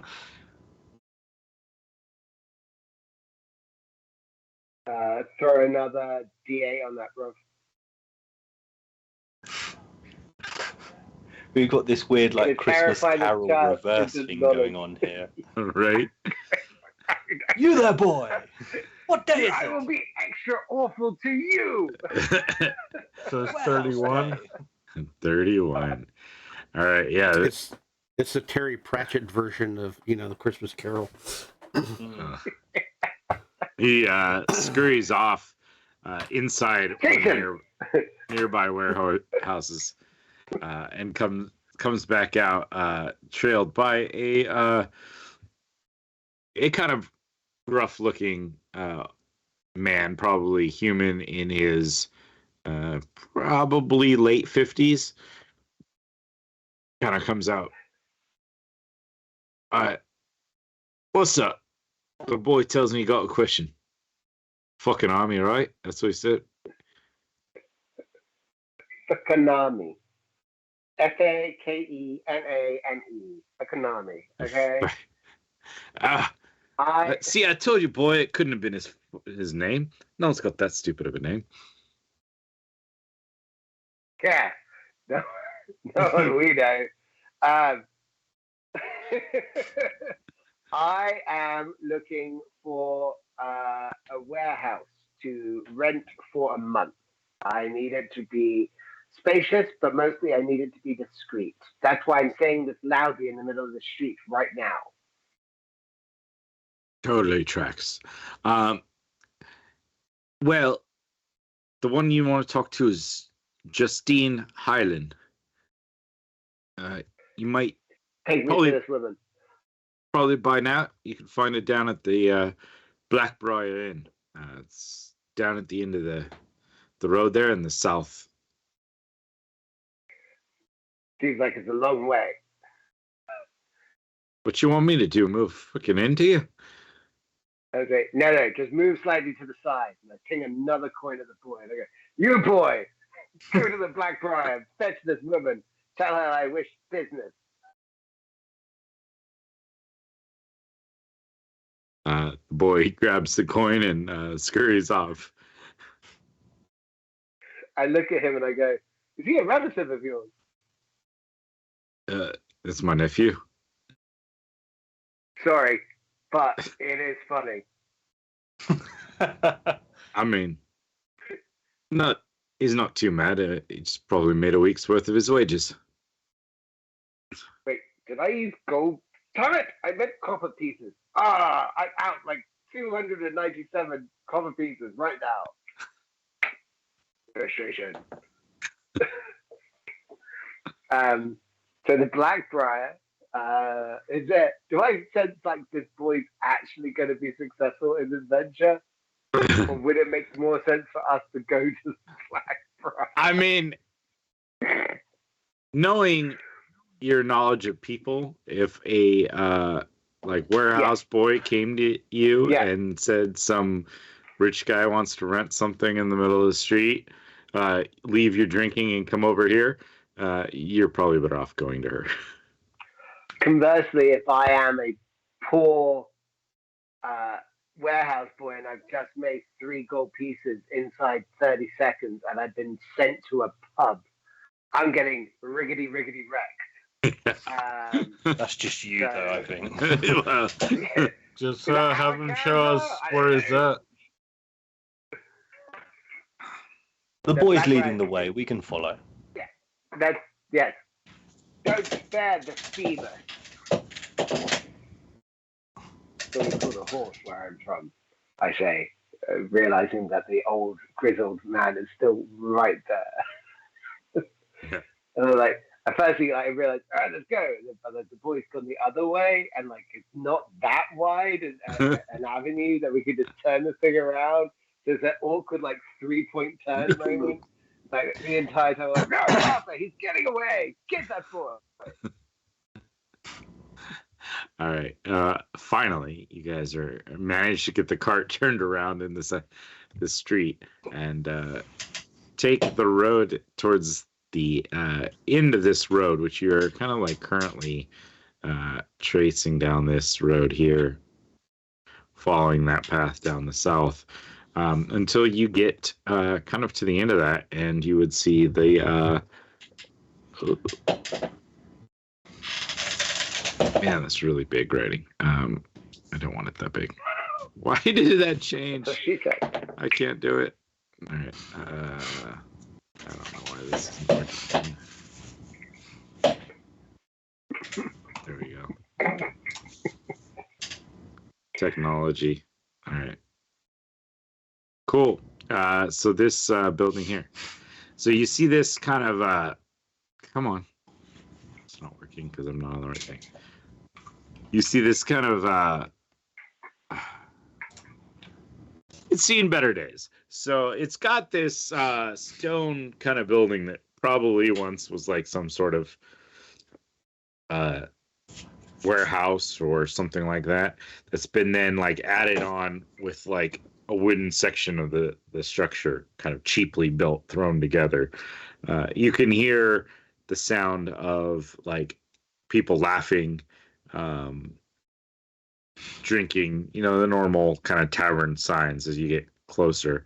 And there is a like symbol carved into the wood. There's the ale, like the beer mug on it that kind of marks it as an inn, and behind that you can kind of see like a thorny bush has been carved and painted in there. Above the door it says Blackbriar Inn, and standing at the door there is a Goliath female that's just kind of like leaning up against the doorway and sees you guys coming and eyes y'all. Don't go causing no problems now. Certainly. Don't worry, young lady. We know what we're doing. Lucius is just gonna do the shield thing. That's it. Pious eyes her back. What you want, Pipsqueak? He likes them tall. I stop and watch it happen. You're not my type. You gotta crush his dreams like that? That's horrible. It's the easiest way. You know what they say. Once you go known, you never go home alone. Because you can never get rid of them, huh? Go on if you're going to get a drink. You got to find something to do with that cart there, though. I'm not sure I'd leave that lying around in this district. Well, what's the magic of mystery as I send it to a temporal realm 100 years in the future, containing technologies far beyond our ken? And I make it disappear. All right then. Well, you still got to do something with that horse there, but you can tie it up here. I'll kind of keep an eye on it. But the horse doesn't get to go into the future. It throws up. It can't handle time travel. It's working on it. Fair enough. Gust of wind to the front door, and we walk on it. Hey. Going big, right? Yeah. I'm in the background. Prince Ali. All right. Straight up, dancing up into the crowd, doing my thing. Yeah. Sliding up to like all the girls in the face and like rubbing my hand against them softly. You know, like a scumbag. Doing the whole thing the whole way through. Slide up to like geese and be like, I see you. Like they're up there, so like, I see you. And then like walking on through, having the two people there, and I'm looking for either the boy or a woman that could fit that description in my head. Yeah, so you would see the boy off, like there's a small like two-top table, like so just big enough for a couple of people to sit at, kind of nearish to the bar. He is sitting down and he's got like a bowl of like stew in front of him, and he is just like chomping away at that. There's like a little small loaf of bread right there with him too, and he's chomping away at that. There's a lot of people in there. It's fairly busy right now. It's almost to a point where it's tough to walk without like bumping into people. And it's just got that din of conversation, with the exception of when you guys had burst in, like with the gust and all that. Like everyone stopped for a minute, kind of took you in, and then as you kind of walk in, it starts to ramp up the noise level of just people talking and being there. There's a bar like on the far side of the wall, opposite the door, and there are back there's a half-orc female that's kind of serving drinks, and there is an elvish male that is also like helping out people, and he's like pouring drinks and then sliding them around. Okay, then as I'm walking up, I will cast Mage Hand. Pulling a pouch of gold, I will drop 30 gold pieces into, and I'm going to wave it in front of the orc barman. I'll be like, hello. And I'm like, I'm 30 feet away, I go, that's mine. I'm going over there. Send it round. Round of beers. Hold on tab. Good man. I'm not going to wait for an answer. Just go drop the money, and I'm going to either hear the tinkle of the coins as they fall to the floor, which lets me know that he doesn't want to do my business, and he's slow. Or the money isn't going to fall, which means that he is going to do business, and I can't steal from him. So I'm going to know a lot in this moment. And I'm going to walk up to where I'm walking to. Okay, where are you walking to? As you don't hear coins hit the ground. Okay, I'm going to walk to the boy eating gruel, and flick his ear real quick and go, hello, down here. Oh, sorry. Yeah. No, you're fine. Fucking army. You're fine. Yeah, go the way. Sorry, fucking army. Where is she? Oh, Justine. She's over there. She says there's no way she's coming to see somebody named fucking Army in the middle of the street and interrupt her drink. That one over there? Yeah, and he points at a red-haired woman in kind of like a white, like nice-ish, like ruffly shirt with like a bodice on, sturdy pants, like. wearing probably she has like a rapier on. She's kind of like in a booth sort of thing, like a circular booth kind of thing, and she's sitting down drinking. She's got what looks like a cold mug of ale in front of her, and there is a another lady that's kind of like sitting there who's dressed in more like a regular like peasant like dress, who's also sipping on ale. I'm gonna cast guidance on him before he goes talk to them. I'm just gonna slap him in the ass and tell him good luck. His slap launches me about 10 feet through the crowd, so it does give me the heads that I need. Yeah, hold on. I will walk up to her and say,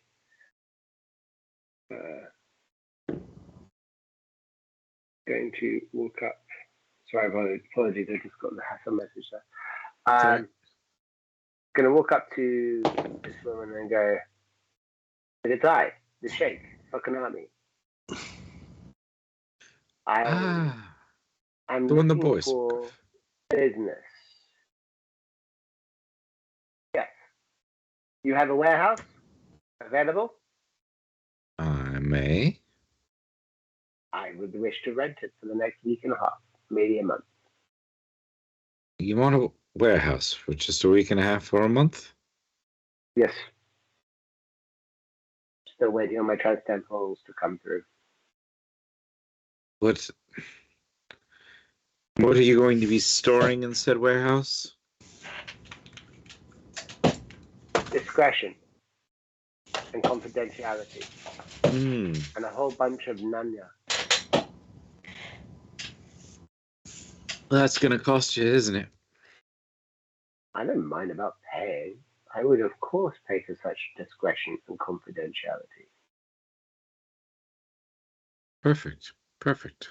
Well, seeing as, judging by the gold pouch you dropped to the bartender, you paid about 30 gold, which would buy you probably a week worth of ale here.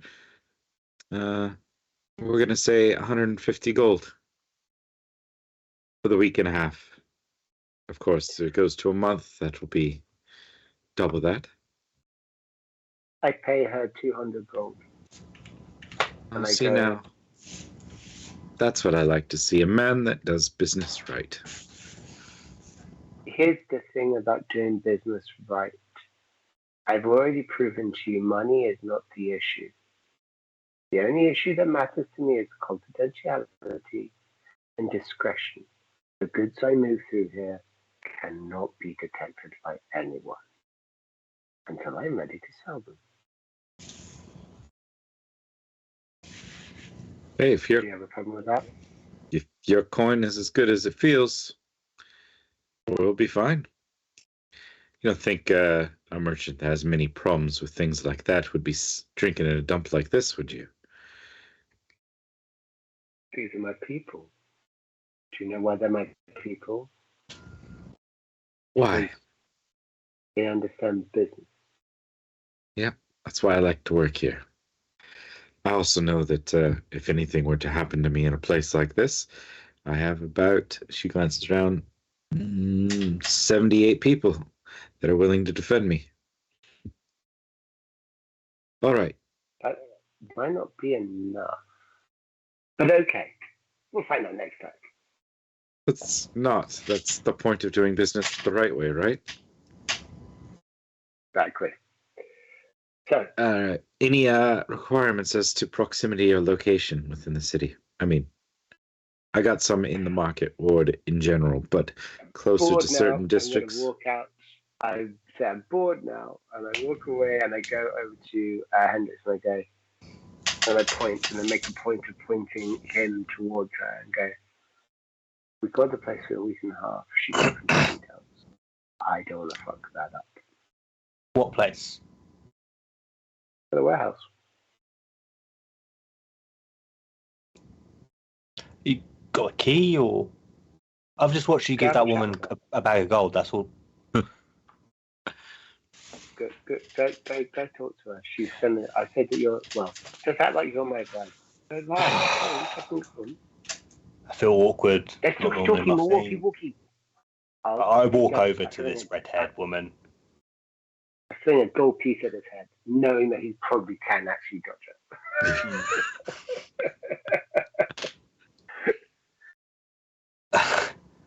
I greet the red-haired woman, and first of all, I apologise for Mr. Fook.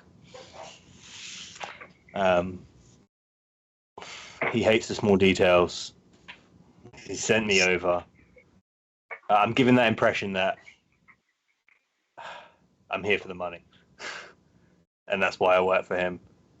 But I deal with his shit more than anything else. Get with this shit. Sorry. He didn't even give us any information. The warehouse he's purchased or rented. Is there options on location?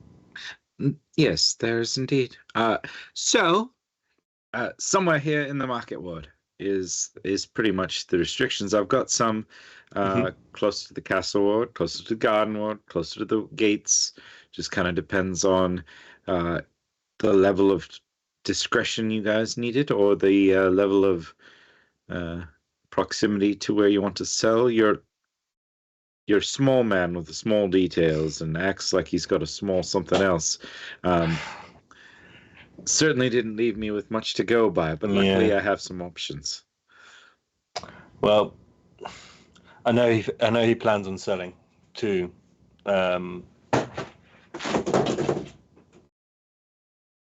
shit's falling down behind me.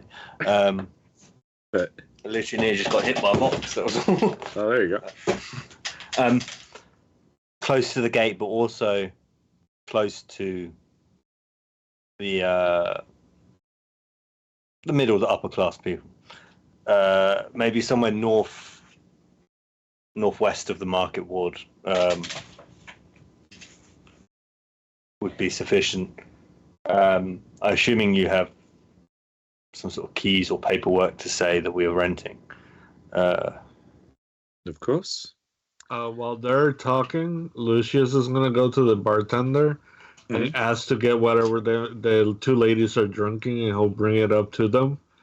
And then he'll go like, "Excuse me," and he'll push it in, and he'll be like, "Sorry for the trouble. We know our boss is kind of special." And then he'll look back at Randall and give him a wink.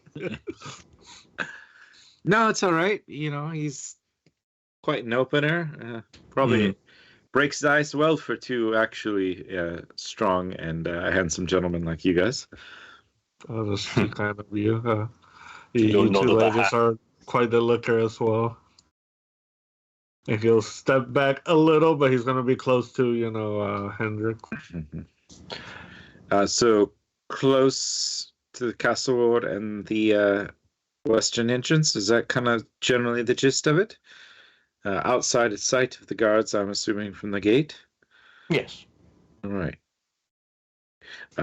So I've got one about a block in from where the actual open air market is, and on the northern kind of sections there.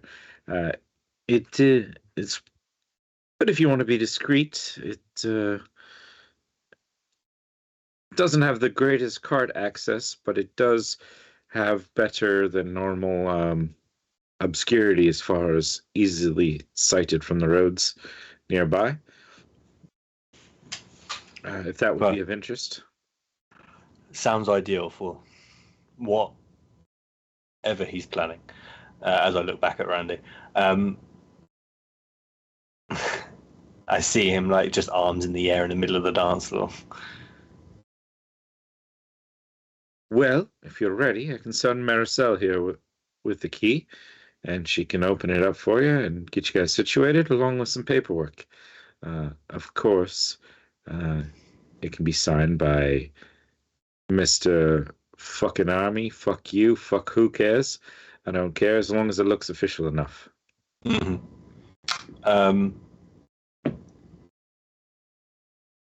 How long and where? Like, is that like a 10-minute walk? Get it sorted out, done, or is that like we need to open up market head office to get the right paperwork out? Like, I don't know. Like, it's evening now. This is why I ask. in 20 minutes, if you want to meet Maricel up by the northwestern section of the open air market, she'll have the paperwork and the key. Marcel. She gestures towards the girl that's sitting next to her. Lovely. And I'll do the hop. Marcel. She just kind of nods and It's a pleasure, ladies, and he'll bow as well. Brilliant. This is perfect. If you don't mind holding off for 5, I'll just update. All right. So 25 minutes. My master, as I say it with gritted teeth. Like whatever name he gave, I don't remember. Fucking Sheikh fucking Nami. Fakenname. I really hope that you're not spelling this to Hendrix, because he's not the best reader, let alone writer. What are letters? Can I stab it? I spent my childhood having books read to me, not reading them. Brilliant. I'll say goodbye to the ladies for now, go back to Randy, tell him the plan to go with Marcel to sign papers and get the keys. Tell him the location. It's going to take about a 20-minute walk up there. If you want to finish up your drinks, we'll head after this. Yeah, let's go. I'm going to use Mage Hand to take a bottle from behind the bar on the way out. Being sneaky, can I use that guidance that I got before from Lucius? Yeah, go There's for something so juicy about using a Lucius guidance for something bad.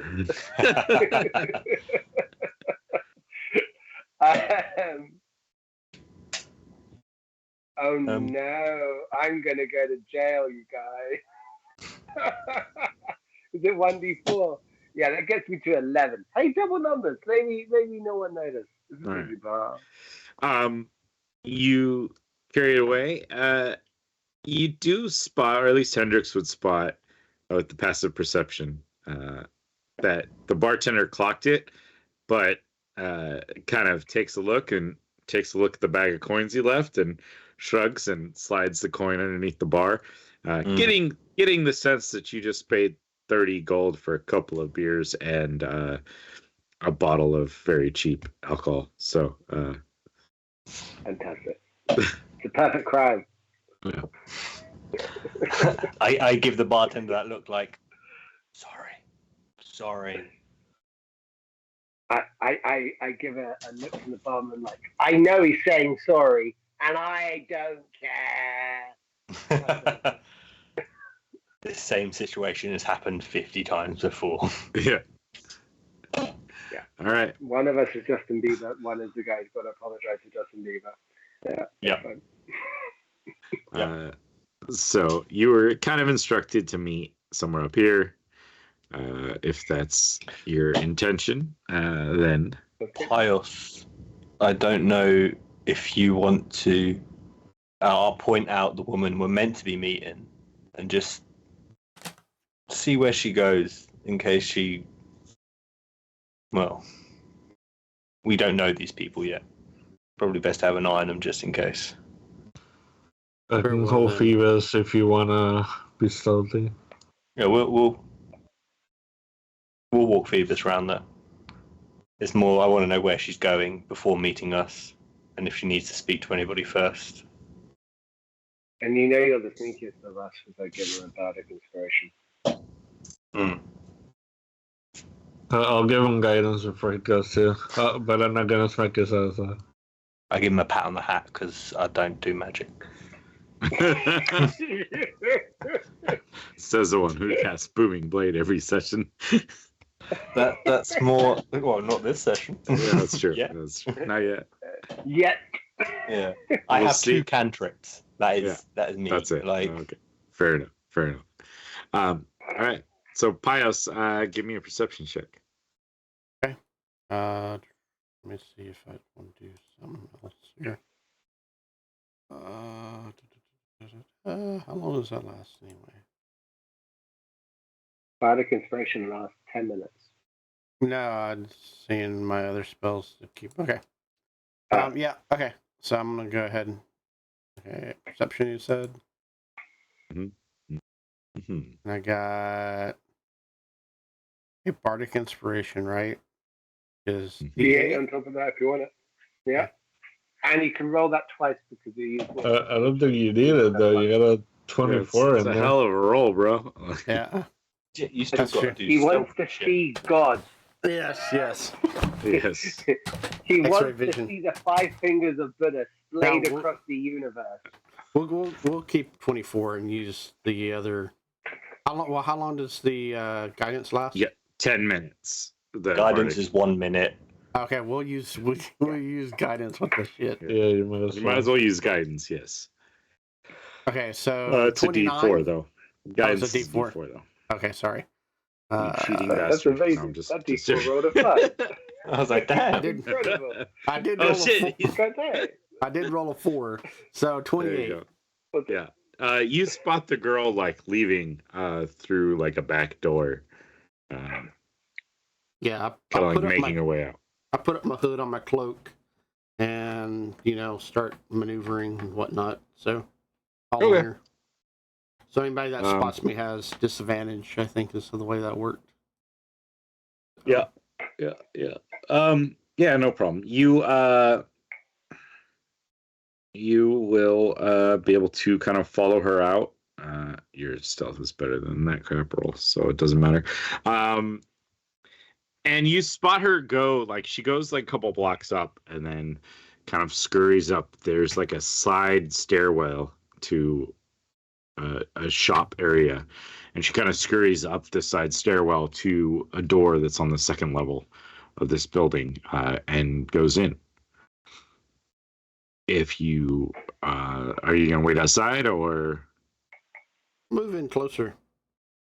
okay, There's go on. skylight or someplace that I can like actually see what's going on inside. Okay. So you kind of maneuver around looking for a way to get into a point where you can actually like get onto the roof or look in a window. Yep. But as you're like scurrying around, you hear that door open again and see her come back out. Okay.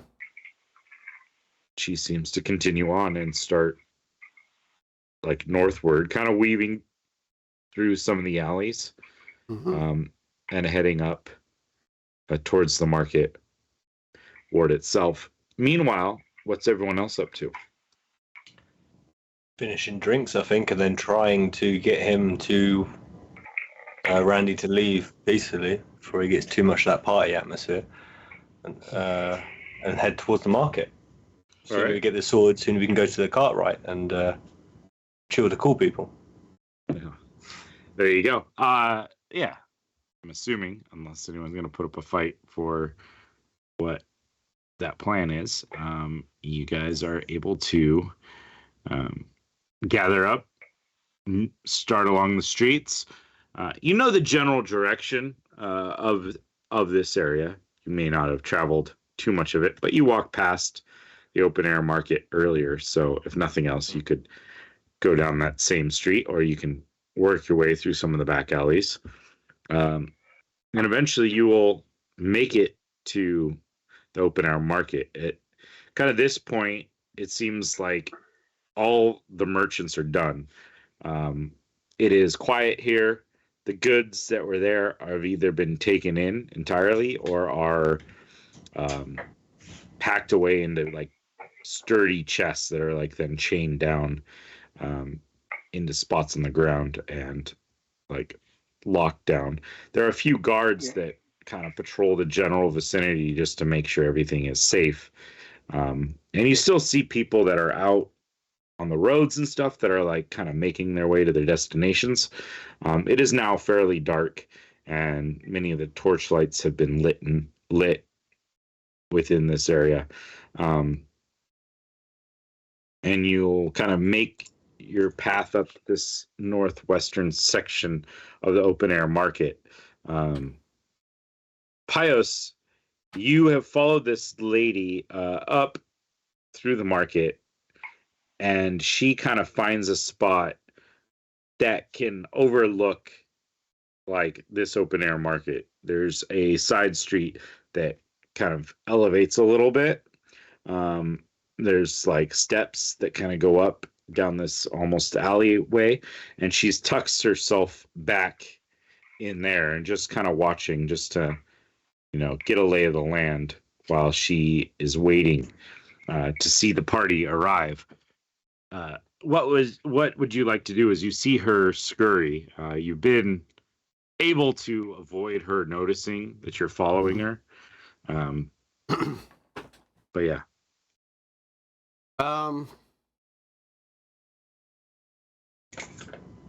And she's the one that was the main lady's sidekick or something like that? Yeah, she was hanging out with the main lady when you guys came up, and she was dispatched to bring the things. She is dressed in more of like a commoner sort of vibe outfit. It's like a pale blue dress with like a I don't know, like a white kind of apron that's on over that. Looks, medium in looks as far as that goes. Dark hair, pale skin. Yeah, not much that would necessarily have her picked out of a crowd, other than the fact that you knew what she looked like ahead of time. And she's just kind of scurried over and tucked back for a moment to survey this area where your party was told to meet. Okay. I'll make a note of exactly where she's at and all the paths that I followed to get here, and then slowly make my way back to the party. Okay. Yeah, and you would spot them not too long after walking through this kind of market area towards this northwestern section of it.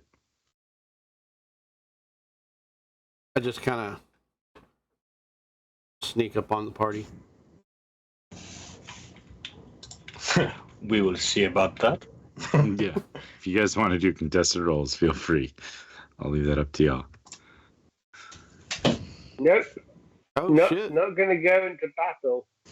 Oh, shit. No, I might actually be able to beat him for once. I rolled a double 2, so... And I rolled a sees 23, you without thinking. So I see you trying to be sneaky. Yeah. He used all his sneakiness with the girl. Yeah.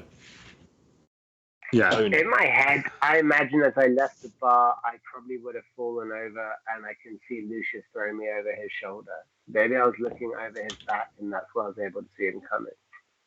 Yeah. In fact, Lucius is the only one that didn't see him coming. Everyone else spotted Pios like sneaking up. Yeah. It's because I'm not looking down. I'm looking like above. I'm moving in between the peoples and stuff like that. Like I'm. Yeah. Eventually, I move back up to the party.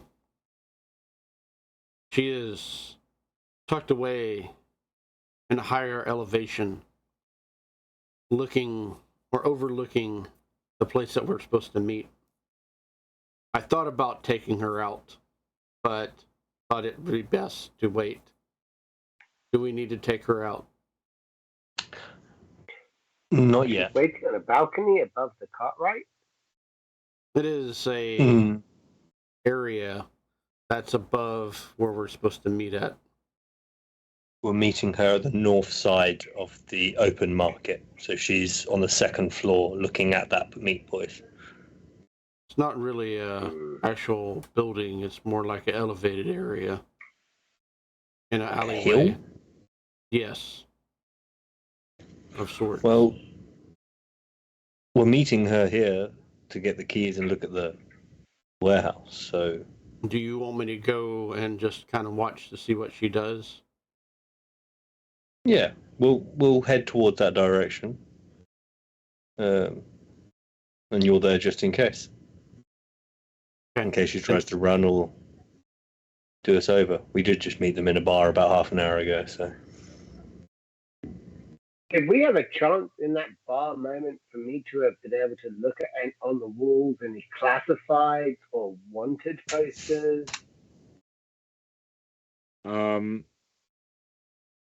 Yeah, I mean, you'd have a chance to dancing around. Yeah, you'd have a chance to glance around. I think, given your general perception, actually, give me an insight check. Guidance. 21. Not guidance. You get the idea that the Blackbriar Inn is not a place that cares who's wanted and not, and therefore the posters wouldn't be there if there were any. You didn't spot any posters like that. You see, posters of like help wanted sort of things, like tear this tab or place for rent sort of thing. But you don't see like wanted this man for this thing. We get more of a Cloud Viper vibe from them than anything else. Yeah, it's definitely more akin to like this is the rougher side of things, and they're not particularly the most law-abiding people ever. So she left our meeting, went off by herself, off to the Cartwright to overlook the Cartwright. Well, no, they're not at the Cartwrights. Oh, sorry. When you said at the place we were going to meet, I assumed you meant meet the other guys, not meet her. I apologize. Yeah. I was something like, this girl's waiting on us to betray ourselves. All right. No, but given the way Pius explains things, you're not fully remiss for your misunderstanding. Yeah. But, so if buy that boy an English comprehension guide. Yeah, if you guys continue on, you find yourself kind of like in this area. It's this whole kind of block here is essentially like gravelled in most of this area. Is like the flooring area of this open air market space. And in this particular area, there's like a lantern that lights up this corner of it. There's a little bit of an open space between the nearest, shop, the nearest thing, and the buildings that surround it. Many of these buildings, as you see, are shops in and of themselves, like the ones that surround the market are various vendors of different wares. There's like a blacksmith shop, there's a general goods store, there's a Fletcher, leather worker, armor smith, just all these different things in this area. And as you kind of settle into the light, you kind of sit for a moment and nothing really happens right away. Then after about 4 minutes or so of just sitting there, she will kind of step out of this alleyway that she was kind of surveying over you guys and walk out. There you guys are. I assume you made it here all right? Yeah. So far, so good. Shall we? It's late and I'm not a fan of just standing in the streets for no reason.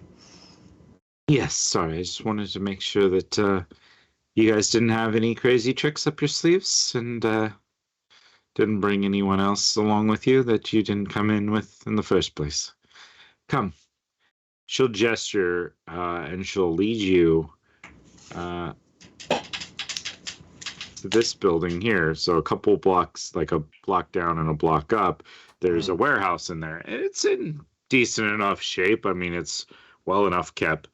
She pulls a key out of her dress and unlocks this like big old padlock that's on the main double doors of the warehouse. And she kind of pulls one open a little bit and steps in. Here we are now. You'll have to get some lighting of some sort. But she will gesture, and these 3 globes of light will just kind of form in the air, floating above this area to kind of illuminate a large warehouse opening. It's mainly like an open floor plan. There are shelving that's already like along the walls, that's empty. And then there's a stairwell that goes up to a second floor that has more like shelf space, but there's a large, it's like the center of it is open. So it's just like there's almost like a catwalk that goes around where there's some shelving space up top. And she gestures, there's a small office. I don't know what needs Sheikh Fukaname needs, but there's a spot for him to use if he needs it. Perfect. And she will pull out some paperwork. I just need a signature from whoever is going to sign. Basically, it's a standard lease agreement. Now, understand that because discretion and everything, we are putting the rate of 30 gold per week down there, but your agreement has already been set, and the normal sum will be wanted. This just, when we file paperwork, this will look more on the level. That makes perfect sense. I'll take the papers and pass them to Randy. I will sign it, Lucius, son of God? Question mark. All I like look at one big squiggle. Can't read it properly, but I pass it on. There we go.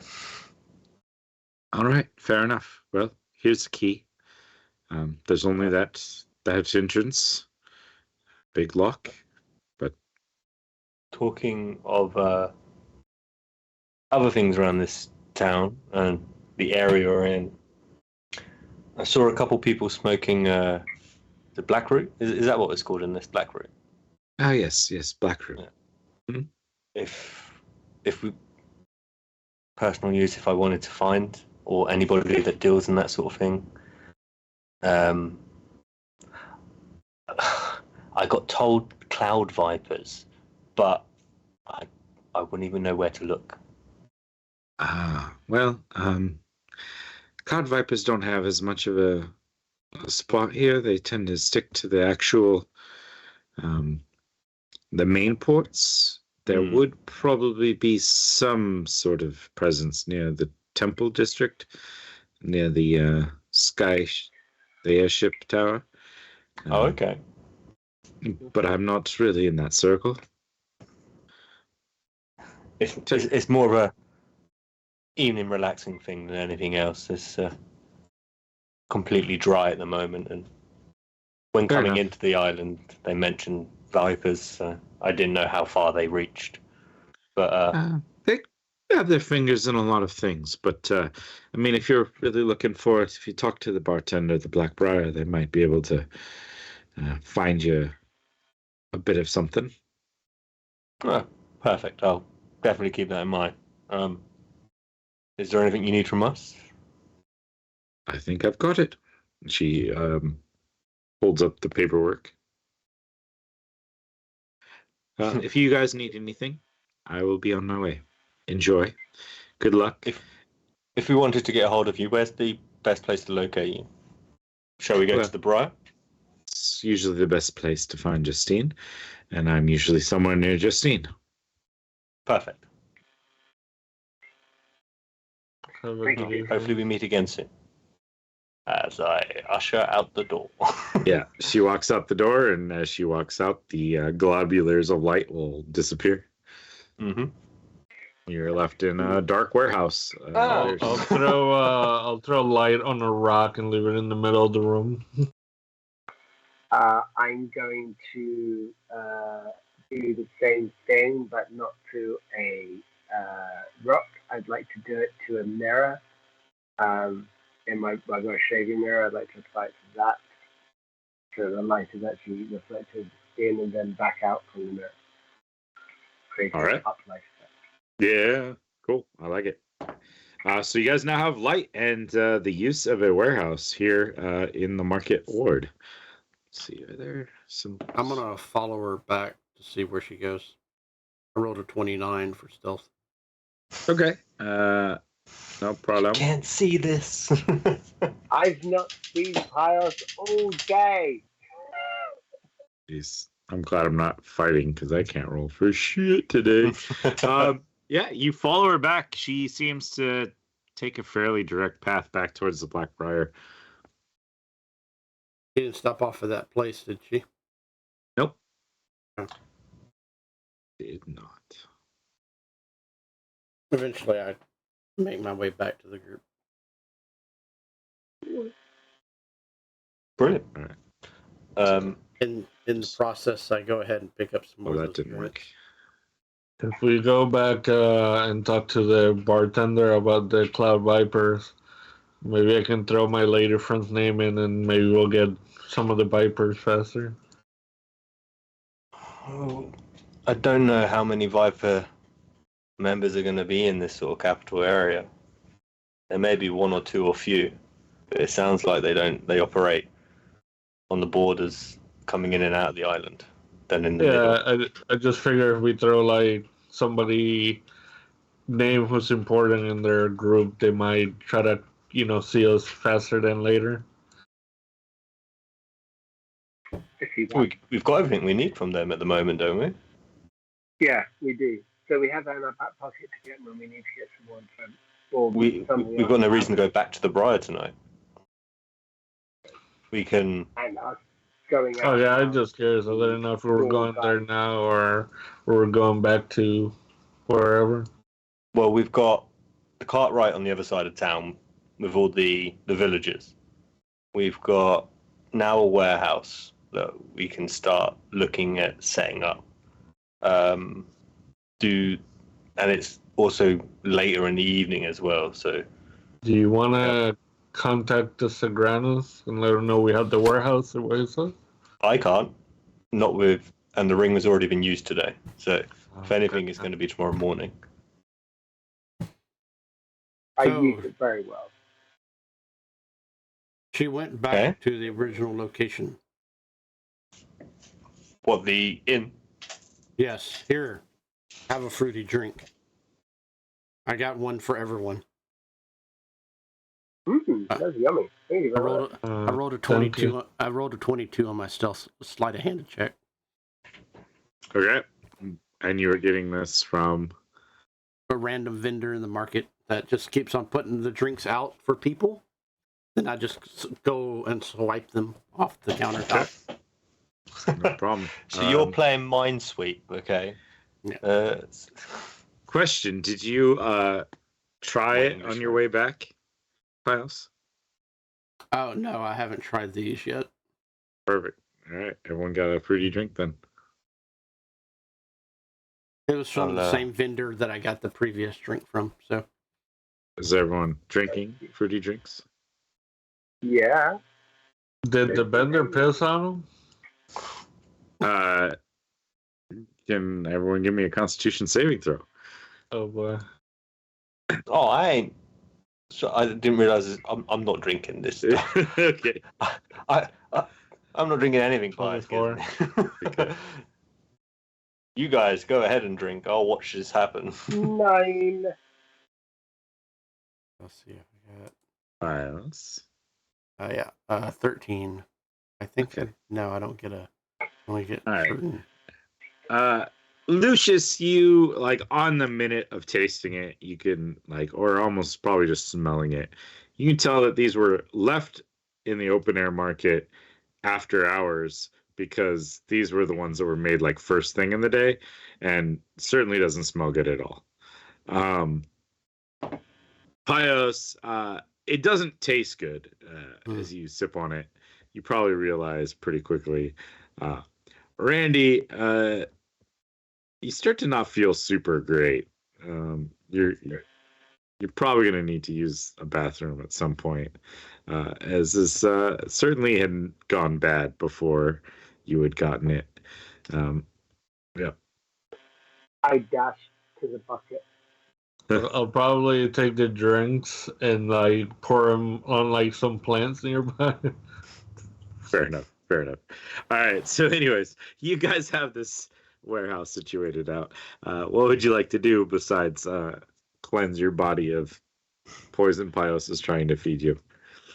Best way to get rid of poison is fighting it with another poison. So shall we go to the Cartwright and have some drinks? Or does Randy want to try and integrate himself into the upper echelon of society and go to one of those other bars he was told about? I think Randy wants to get to the Cartwright in person. To the Cartwright it is then.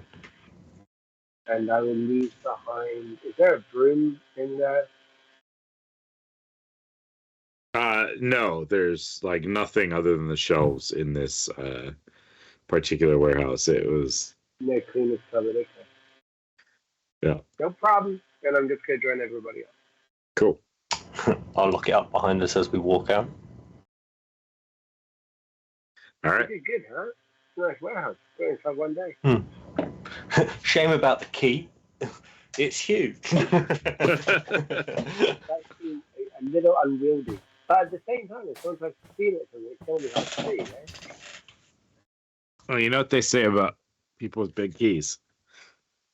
Big They have people. big locks. Yeah. Oh, okay. My bad. I don't know where I was going with it. Yeah. Add a block of wood to it and call it a gas station bathroom. Oh god, yeah. Oh, Kieran, I was like, are we going with this?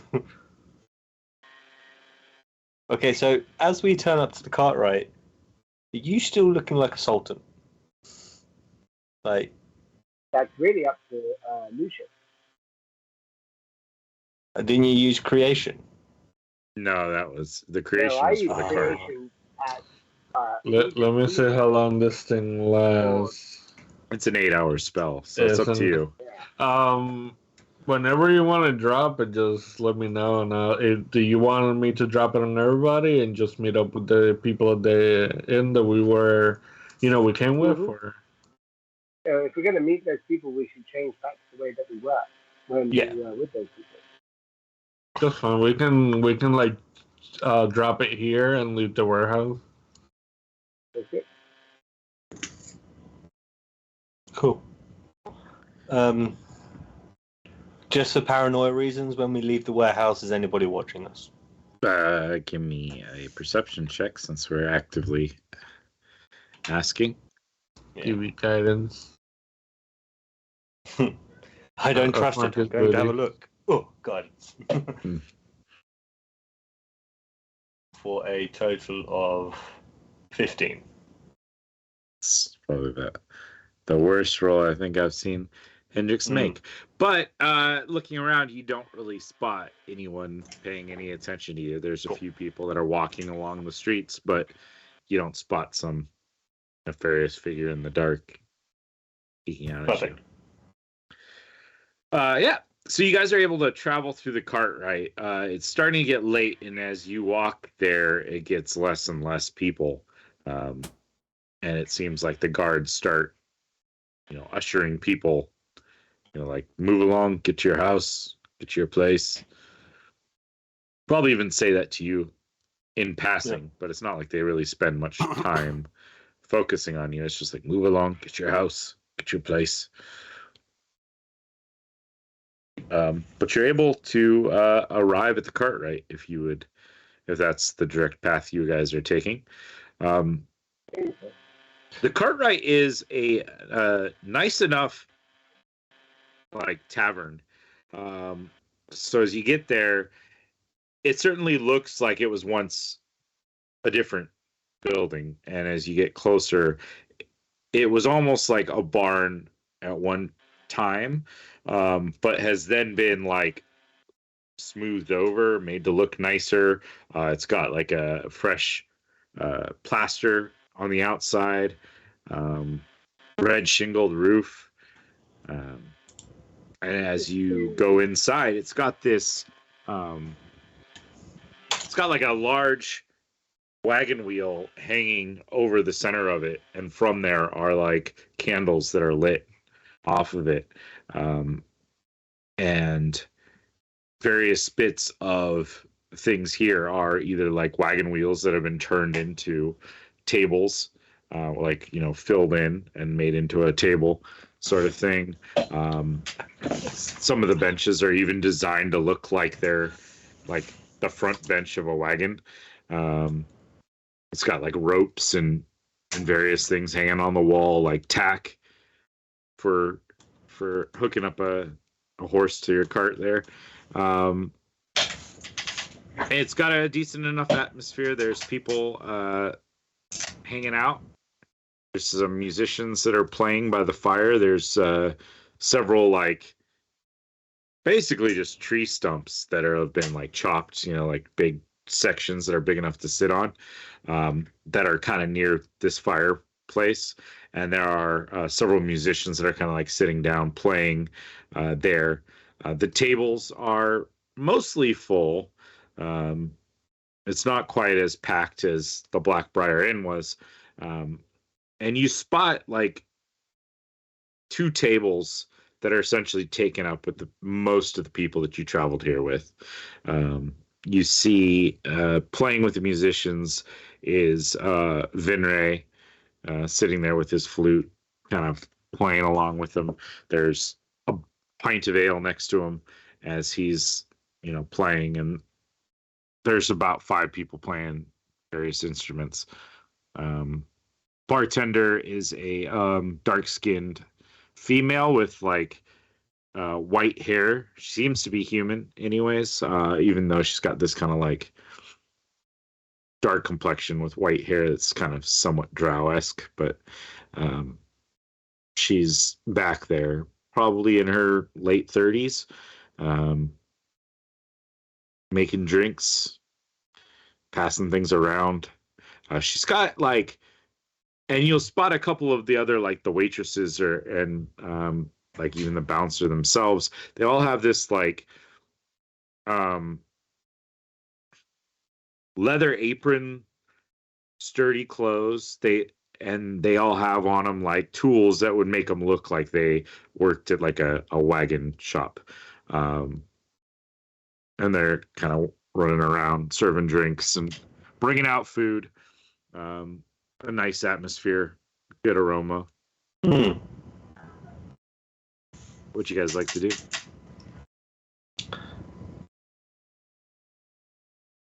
First of all, I'd like to make sure that everybody that we travelled with has a drink, and if not, put some money behind the bar for their next.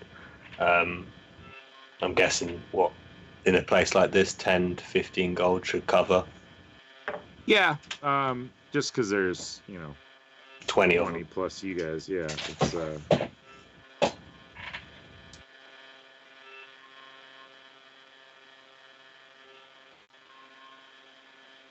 no problem. And then Yeah, you guys come over. Yeah, definitely go over there, make sure, ask them how they've been.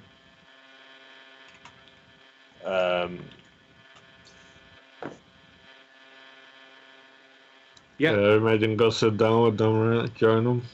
several of them are like, "Oh, hey, there they are," greeting you. They've got in front of them like board that's got like a bunch of breads and cheeses out there. A few of them have like bowls of a soup in front of them. A couple of them have like a good hearty cut of meat in front of them. They all seem to have at least ale, if not like ale and something else in a glass near them.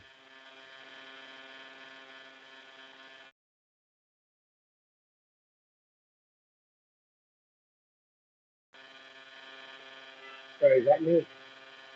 I think so. It could, yeah, no, it's actually no such person.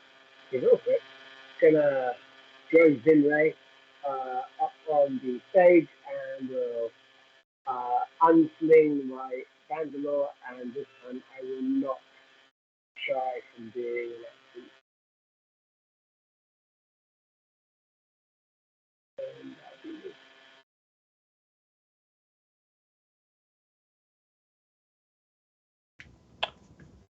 while we're drinking and talking with them, one thing I forgot to ask, or it's sort of popping into my head now, is how often do they make these trips to the capital to sell their wares?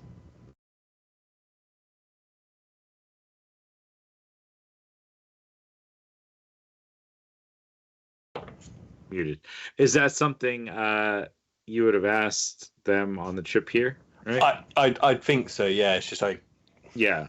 I think you'd probably get the gist that it tends to be about once a month they come. Cool. Yeah, and their goods may vary depending on what is in season, essentially, or whatever. It Makes seems, yeah, they almost always have some load of livestock. Sometimes it's sheep, sometimes it's pigs. They send enough, like they keep back enough so that they have something to send for the next month. Because the capital certainly doesn't want like a flock of 1,000 sheep coming in all at once. Yeah. The main bit I'm getting to is we probably won't see them again now, because unless we go to the village, like this is so. Yeah, more We're than probably likely going to separate after this evening, so I want to make a night of it. Yeah, I sounds made good. friends with all them back in the village.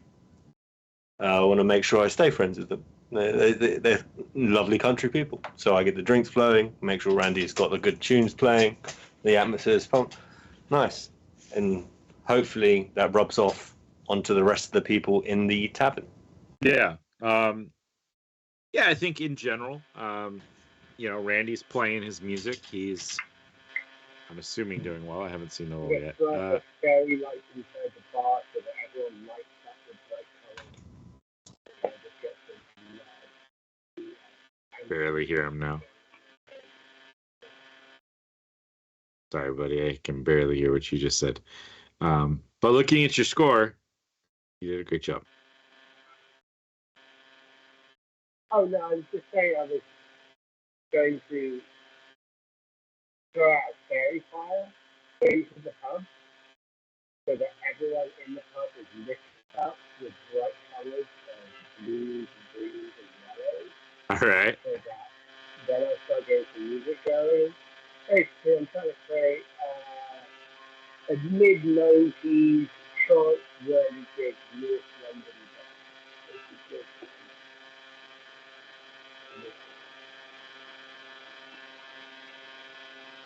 band. Perfect time for a bar fight to break out. Everyone will have advantage. No, you guys have a good night. It's kind of relaxed. I guess the only question would be, are you guys sleeping here? Are you guys going to try to make your way back to the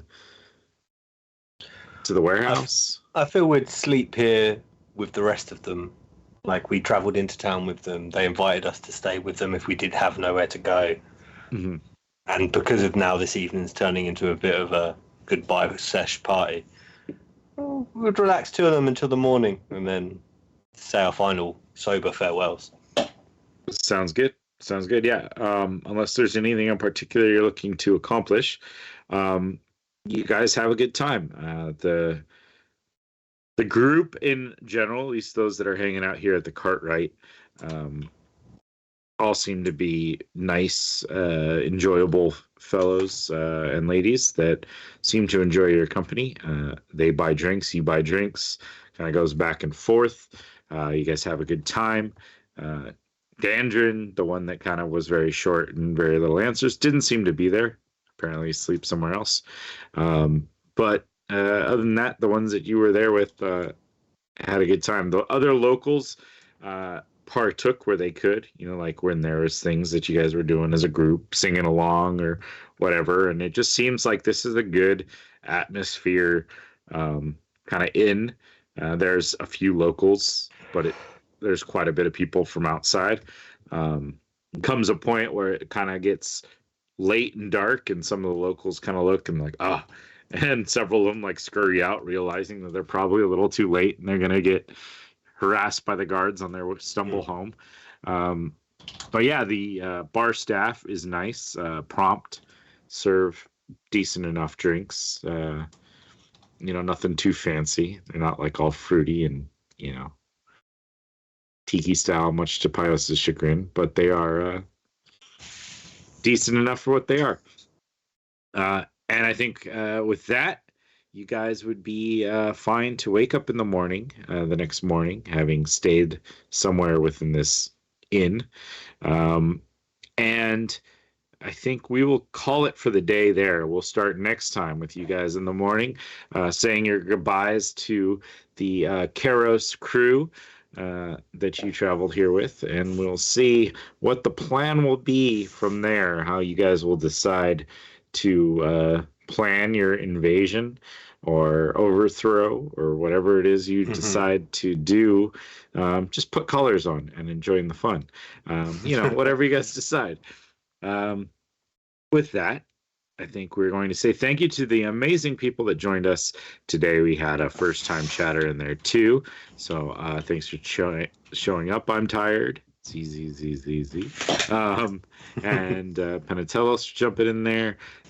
If you guys ever decide to join us live, it's every other Monday. We've kind of shifted the alignment of them to these Mondays, but that's where we're going to go from here. So 2 weeks from today, you can join us live for it. And, often the crew here are checking out the chat. So if you have questions or comments, they can spot those and join us along for that.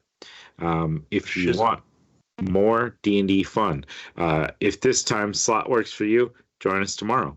Same bat time, same bat channel. Or join us tonight for us Americans. In less than 4 hours, we're playing again. And Dave's going to be running that game, the Back to Ballinway, and I'll doing my horrible accents. So join me as Sir Benedict for that one. And unless you guys have anything to add, let's say goodbye. Peace out, people. Bye, guys. Bye.